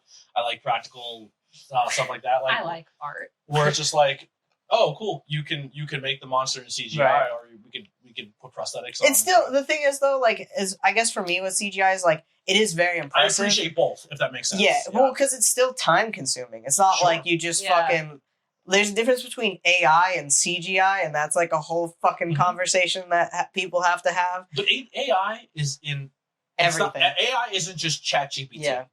AI is in everything. That's what the battle's supposed to be against, but people like don't realize that. Like, there's you're fighting ChatGPT when AI is on the phone that you're making the post on the platform you're making the post on the fucking server. You're like, you are complaining about ChatGPT on a device and a platform that is 1,000% run by AI on an algorithm that is built into the, like, there's so many layers that and AI. And if you'd like to call someone, you can sit on a what is it called, teleprompt? Like, which is also AI. I understand that there is cultural and there's environmental effects that are happening because we're building these things for AI. Well, that's the problem, right? It's the abundance of it. But like, this is where yes, maybe we are having a problem where it's killing water supplies and power supplies and this and that. But now as a country, we need to figure out ways to then ramp up the water, ramp up everything out. We need to make it so small towns like this, whose internet is not, and water supply and everything sucks because we're still on fucking pipes and things that are from the 1800s and you know what I mean? Yeah. And fucking New York City has upgraded in their infrastructure. We need to then build our infrastructure up to match what's then coming to make us more technology sound. It's not, let's get rid of the technology. It's it's utilize the tool that you're given, not fucking destroy the tool that is there. It like there's no need to fucking do your scream in my background. Like that's just not necessary. You could go to Photoshop for 2 seconds or like a picture app and fucking do it. Yeah. Like it's just like it's those small things are the things that a lot of people are bothered by.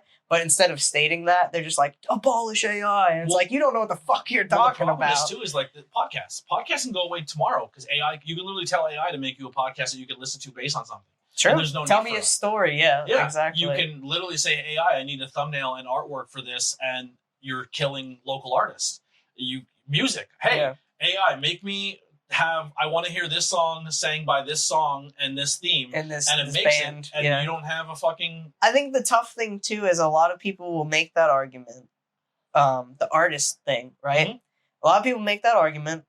They won't even pay an artist, and they won't even do it themselves. So it's like it's a struggle, right? Because it's like I'm not good with my fucking hands and shit like that. But if I think in theory, like if I could draw something. And then be like, hey, can you like just refine the edges? Not like make a whole new picture. What the fuck is the problem with that? Yeah. You know? Or like, can you show me how to do that? Utilize it as a tool, not as a fucking... Exactly, as your crutch. Yeah. There's a lot of content creators who are taking a lot of their work and making AI do a lot of it, and they're just sitting back doing nothing. And then it's one of those things where like, remember in like middle school when they're like, can you cite your work? And then, like, everyone's going to go back and cite their fucking script, and it's going to be the same shit. Yeah. It's going to be like, Tommy did this, and then Cindy did the same fucking thing. Yeah. Like, But the realistic thing is if you tell a class full of kids to fucking give you a report on fucking, I almost said Adolf Hitler. I mean, that's a great, more kids should learn about him so they fucking see his blueprint is being used right now. But, like, if any historical person, I need 3 of us to do the same report on this. Well, the only thing that's going to make that report different is your human brain's version of what you took from that research. Yeah. What they did historically isn't going to change. Right. It's how you word it, how your phrasing. Yeah, phrasing is. So to pull the curtain back, the how I break things down in segments and everything, that's AI helped me write that. I'm not a good writer. I struggle with writing. And then when I try to write things down, I forget what I'm trying to do. And I'm using AI as a tool to help me structure say different words, structure my content. But then also, because I struggle as these things, if I want to take the next step in my career with reading off a teleprompter or doing voice acting work, I need to get better at reading out loud. Growing up, I used to fucking have anxiety being in class and like, Tony, read this chapter in front of the class. Mm-hmm. I'd rather fucking kill myself than fucking do that. Yeah. Now I'm doing it on my content. Like, I think I was good for a long time just fucking going off the cuff, but then I feel like we would lose the structure of the topic of the episode, and then people would be like, I'm not watching this because I tuned in for this episode, and you're talking for 35 minutes about something wrestling. else, yeah. And this is where the bonus content at the end is where I can throw that in. Now, am I using AI? Sure. But my thumbnails, everything I'm doing there, that's done by me. I couldn't tell. What do you mean? No, I'm not, I was doing a bit. I was like, are you serious? I thought that was everything else my content. Now, editing. I'm not a strong editor. I'm still learning. And I was using a program called CapCut. CapCut changed so drastically it doesn't run on my computer anymore. Right. So I went to Adobe.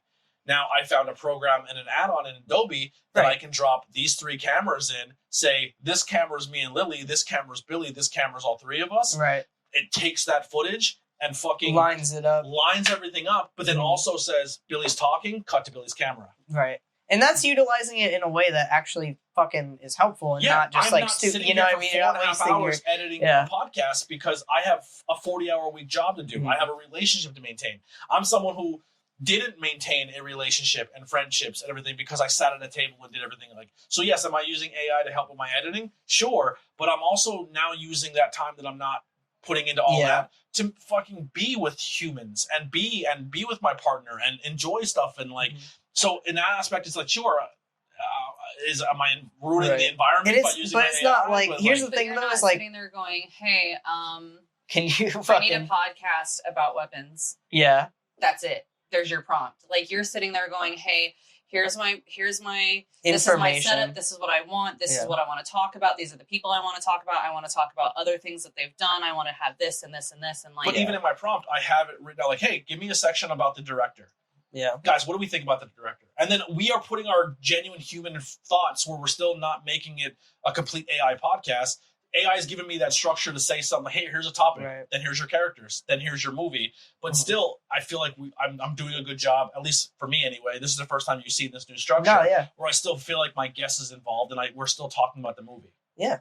I also think it keeps you on track, too.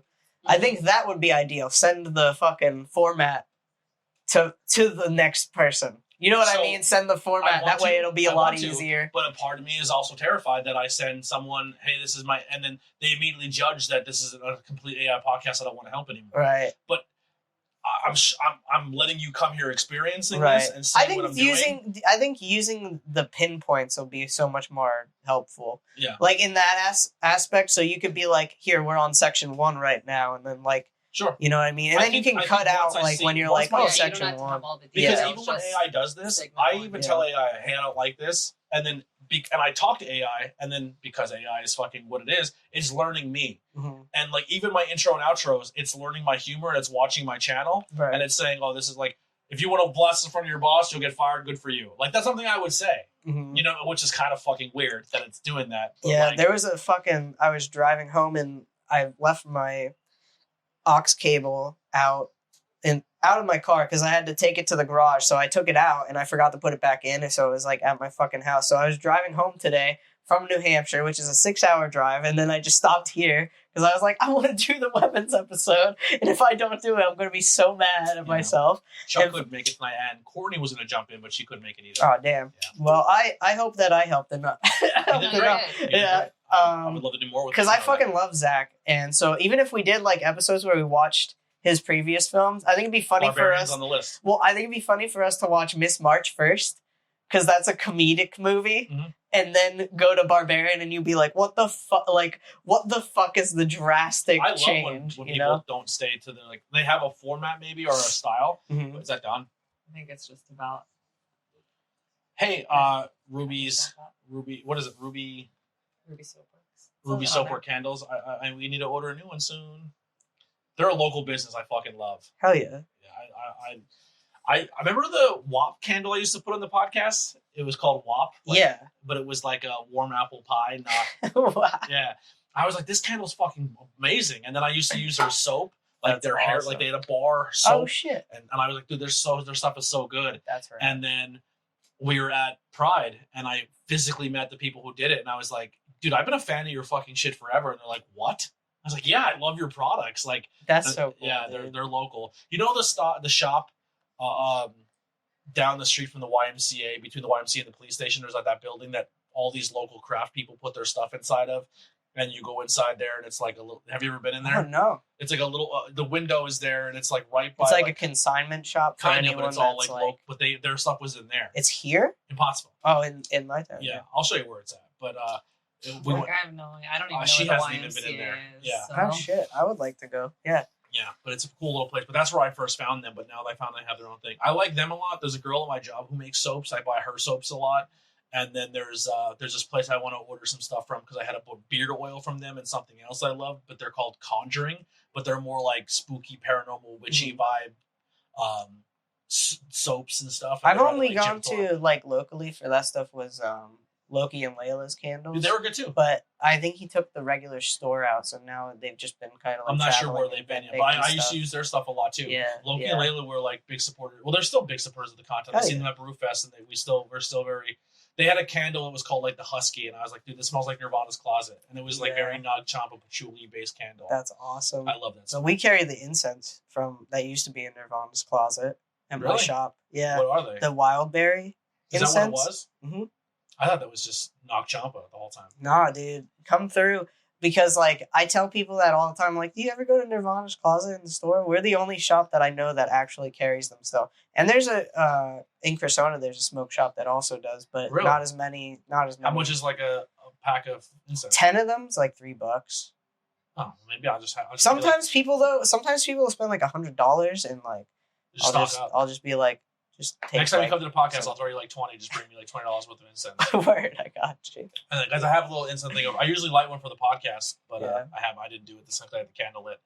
But but yeah, man, that was really fun. This is our little tangent on candles. Actually, there's so unrelated. There's one more thing I want to talk about, but I also want to keep an eye on the recordings. But I think we're good. But I started watching the Ed Gein. I did not. I've seen a lot on it, and I like a full review because I want to do a review on it. But where I'm at right now, I really like it, but I also really hate it. I'm afraid to watch it because I've been just like anything documentary on serial killers or anything like that lately has just gotten into my head, and I'm like, man, I don't trust anyone fucking near me at all. Fair. Like, and it's not a. I know that's just kind of like. Well, no, it's a rational fear. I was going to say that's an irrational fear, but no, it's totally rational because the dude's like, people have families and they do that shit to the fucking family. Yeah. And I'm like, so like that anxiety lingers in me, and I've been trying to stay away from too realistic, you know? So your girlfriend messaged me. No, I figured it. Then I saw her. So I'm going to sound like a very desensitized person right now, and I'm going to come off as probably really psychotic and gross when I say this, but I don't mean it this way. I watch a lot of serial killer stuff. I'm fascinated by what makes them tick. It's the human experience, right?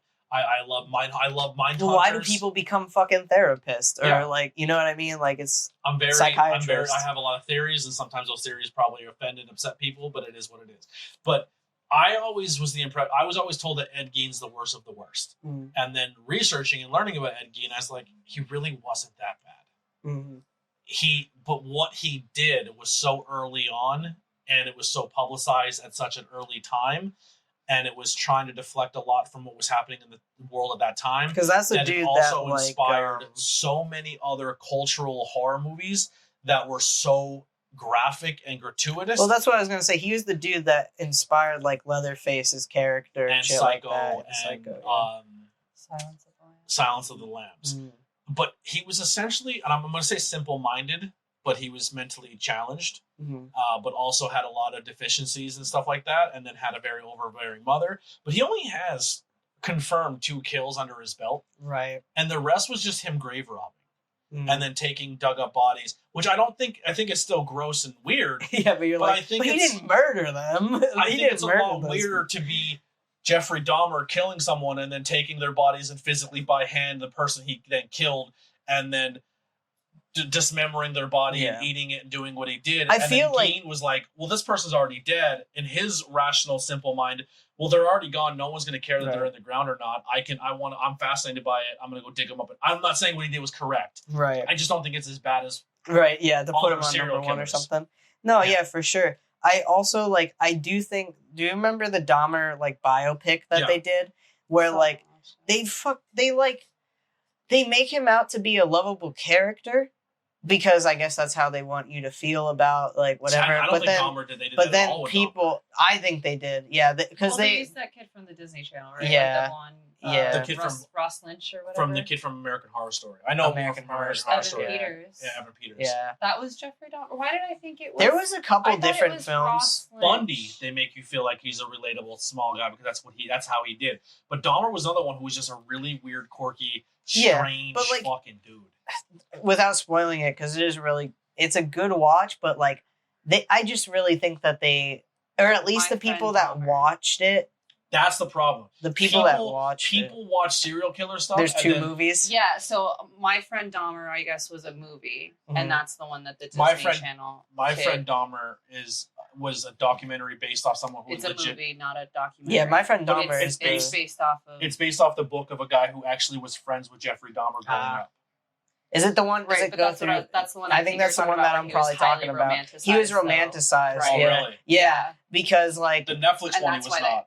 Right. Yeah. This isn't the Netflix. This is not. I'm not talking about an actual this isn't like documentary. Monsters, No, like, No, the series. Netflix takes. So Netflix has the series of like the tapes of when investigators go in there and then they do like the tapes. Yeah. But then they take the tapes and then make it like they hire a big name actor and then they play them and then fucking make it a movie. Which was the Evan Peters version. Okay. So like so my friend Dahmer was fucking the movie, not that the was series. that was the movie that came out as like 2016, 2017. 2017, yeah. People like romanticized the shit out of him after that. Like people were like, "Oh, I would have let him I fucking would've done stuff I would have let him eat me." Yeah, like shit like that. Yeah. Yes. Yeah. Because of this movie. This is the one Yeah. that I was telling you had the Because Disney Channel the way that they did it but was they like made him so charming and so lovable. it doesn't and so, matter to like spoil it because it's so old, but like in the beginning, it's just like for the record, I haven't watched it. but you'll like it. You'll like it. I'll just tell you this. In the beginning, he just finds roadkill. And you're like, oh, what? Whatever. He's just fascinated by bones. Mm-hmm. And then it escalates.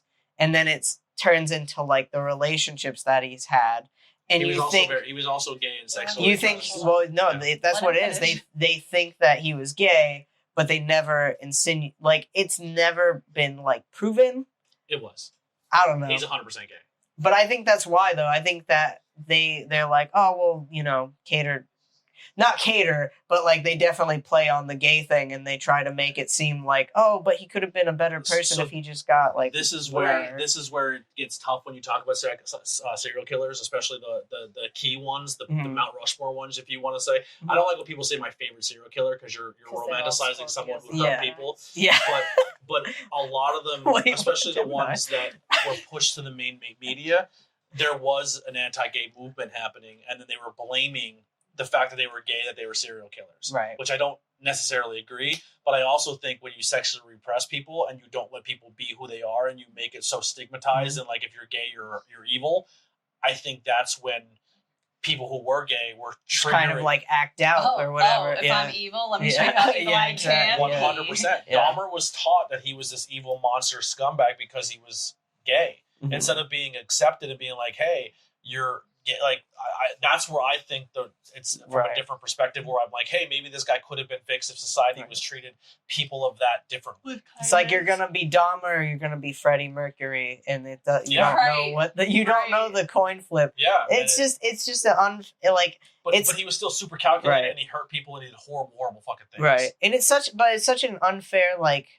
examination, right? Because like because there's such a like what's the term, like faith in like America type feel that like anyone who isn't 100% straight or wasn't like Catholic or Christian, you know what I mean? But those murderers don't get sought after. They're like, you know what I mean? Or like if there was a school shooting or something. Thousands of serial killers that we don't even know about that don't get politicized because there was an agenda with a lot of these guys. There wasn't anything to push. Because they were gay, they were anti-church, they're devils, they're evil people, and we need to fucking showcase. It's an anti-gay movement. It's like almost like the satanic panic, but it's a gay panic movement. Where like, hey, let's bring, because here's the thing too. What they don't talk about is, or sometimes they do, is like Dahmer and Ted Bundy and a lot of other people had child victims. And those don't even get talked about at all. Right. You know what I mean? Like, they were just, regardless of what their sexuality was, they were predators. They were predators. Yeah. And that's crazy. Like, that's just, it's insane. And then, like, speaking of predators, then you go into, like, the 2000s, To Catch a Predator, the fucking TV show that gets taken off the air because it's entrapment. It was to an extent. So no, I get it, but it's just kind of like if you're from one, it's either one extreme to the other. Yeah. So I can tell you how. So here's why a lot of these YouTubers these people are getting off, because listen, just from the world of wrestling, I know people who got off. Oh yeah, because the Roblox shit. Why did he get off? He didn't. He got 4 years. Well, 4 years. Come on, he's getting off. He got off because let's talk about that. Who's in the office. He's actually going to serve those 4 years. I didn't see how many years. I just saw that he's actually even going to serve the whole 4 years. It depends. He gets to pick what prison he goes to too. Apparently, is like a whole. He'll get a cushiony seat, but I think he'll serve a little bit. But I think higher people will get him out sooner, because You don't think he's gonna get? Anyway. He's gonna get Epstein. I don't want to go political. No, sorry. I think there's going to be people who are in higher cabinets who were probably in attendance and his buddies, and they're going to help him out. Yeah.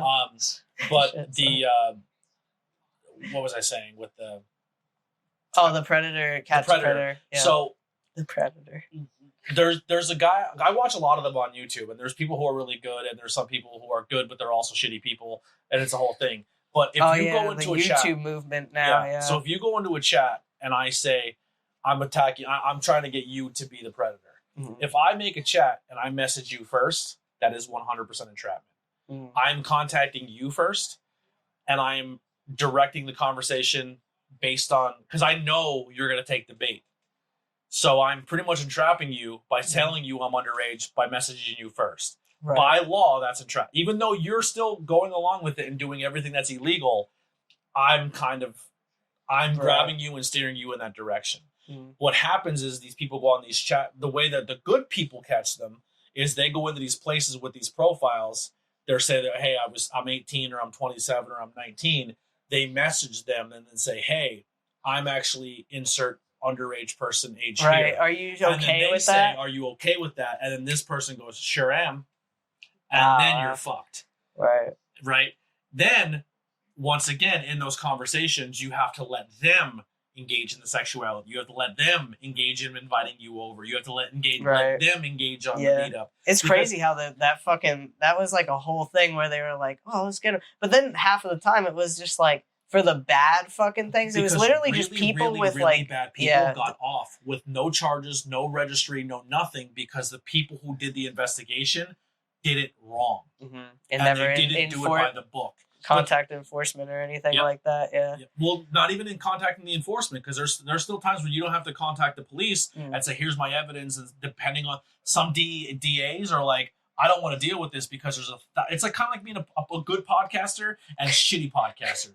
There's weird way to say it. The shitty podcasters, the shitty people doing it will then ruin the image of the people who are trying their hardest. Right. So you meant from that perspective. Yeah. I was like, it's kind of like being a bad predator. No, I'm saying these people who are doing these catches and doing it by the book, but there's so many negative people who are fucking up the DA and fucking up people's investigations and letting bad people go, that a law enforcement, like, I don't even want to fuck with these fucking YouTubers. It's such a waste of time, It's a waste of our time. But then there's a few good ones that then get in there, but you have to realize, are these people doing it, and this goes with all content, or anything in general, are these people generally doing it because they want to make a change? Or they want to just be famous? Yeah. Yeah. Because, like, you'll see the ones where they, like, go in and they beat up the dude. And I'm like, and I'm sitting there, I'm like, that dude, that person is so, like, obviously so in a different mental capacity. You know what I mean? 100%. They're not 100% there. I watched a video where there's those, now the ones he's talking about are these predator catchers who go and physically assault them. They beat the shit on video. Out of them. But then and I'm not giving a pass, but there are some people that they're going after and targeting that are clearly learning disability people who are clearly who probably don't think the same way as, like, and they never show the sexual, like, not giving a pass. I think if you have an adult living in your household who has learning deficiencies, they should be treated just as a child, and you should protect and monitor what they're doing on the internet. Right. Yeah. I think to a certain age, the internet should be treated like any other substance, any other adult thing. Like, if you give your child a phone and you give a person who's not mentally sufficient a phone, they can get caught up in really crazy shit really quickly and put themselves in a lot of trouble. Yeah. Children and people who are older but maybe have the mentality of children. We have conversations with our kids all the time. Hey, just because you have phones now and you're on the internet, you're on these apps, you need to be fucking careful. You can get caught up in some crazy shit really quickly. Like, you need to educate people about the internet. It's not just a tool to be like, hey, get the fuck out of my face, here's your tablet. No, you're kicking on a tablet and the world can get opened up and they can get caught up in some really bad things if they're not like, without even intentionally doing so. 100%. Not just viruses. You have a younger brother. You know what I mean? It's scary too, because it's like, I know with him, he's literally just watching fucking TikTok and stuff like that. But some of those TikToks have some subliminal shit. You're like, hey, what did I watch? Let's talk about it. You know why you watched that? You well, what does do you understand mean? the meaning of it? Exactly. Yeah. You have that conversation. And so it's like, it's really hard too to be the older brother, because obviously my parents didn't see that within me. It wasn't the same. You know, I had a console or video game console or whatever when I was a kid, you know, but we grew up within it. Yeah. Right. So it's like, we grew with it. And it's weird because my mom just didn't really have any interest in like computer stuff or anything like AI that. Yeah. Making these videos as good as they are. Yeah. It's scary. It's really scary. I know it's a funny one, and I chuckle at it, but did you see the one where the guy takes a t-shirt can and just shoots that old lady directly in the chest? I couldn't tell. that was fake. Really, it was super scary. Yeah, that's super real looking. The only thing that set it off for me was after the third watch, I saw the fucking thing go through like his arm or something. You know what I mean? It's so fucking him just laughing and not having a care in the world, and then the other people around are freaking out, and he just stands there smiling. I was like, oh, that's AI. Mm-hmm. Unless he's a fucking psycho, you know what I mean? But it's scary, dude. Yeah. And that's what I was saying. I was on the car ride home. There was a thing on the radio where this girl's like, yeah, I could just, it's like TikTok, but it's all AI. And I can just say this prompt. And then me and my friends are like dancing with skeletons and shit like that. And I'm like, sitting there, I'm like, what? Who is this fucking for? You know, because like the AI thing is like, it's definitely like a political movement, but neither side is interested in it. You know what I mean? They are. There is some that are like, I want to fucking... Wait till re-elections come around again. Yeah. Wait till you see how hard AI is going to be pushed to help re-elect stuff in the future. I fear that shit. That's why they're doing it. Why do you think we are, not to get political, but they just put into law that they want to essentially let AI go unrestricted for the next 10 years and no one can do nothing about it? Who do you think right now is using... What platform? What person? What president is retweeting on his platform AI videos 4 times a day on a daily basis? That's insane. He loves it, dude. Because AI and algorithms are catering to his fucking ego and his brain and making him feel amazing. Insane. And he's getting sucked into a fucking vortex. It's crazy. Yeah. It's crazy right now. Dude, he put a video up the other day that was so AI and so bad that he's in the video saying things that he wants done in the country that he didn't even physically say, and he liked the AI version of himself saying it, that he posted it to the world as the fucking president of the United States. That's crazy. Wild times, brother. We're only cracking the surface. Dude, that's the next AI. That's the next move. That's the next president. Movie. That's the next horror movie right now. AI, it's coming. AI, I period. Meg 2.0 or 3.2. No, they already had. Well, they had AI, but it was fucking the Will Smith movie. What's the one? Terminator. Hold on, pause. What's the movie with Haley Joel Osment where he's a robot? Wasn't that called AR? Oh, something like that, shit. Maybe, yeah. But listen, I want to cut this off. Sorry. So you can't get political, but I joined in on the conversation. I'm looking at the time frames. Guys, thank you so much. I hope you enjoyed the bonus content. If you like this or any movies you want to see, I'm going to end this right before our cats literally get into a fist fight. See you guys next time. Right here.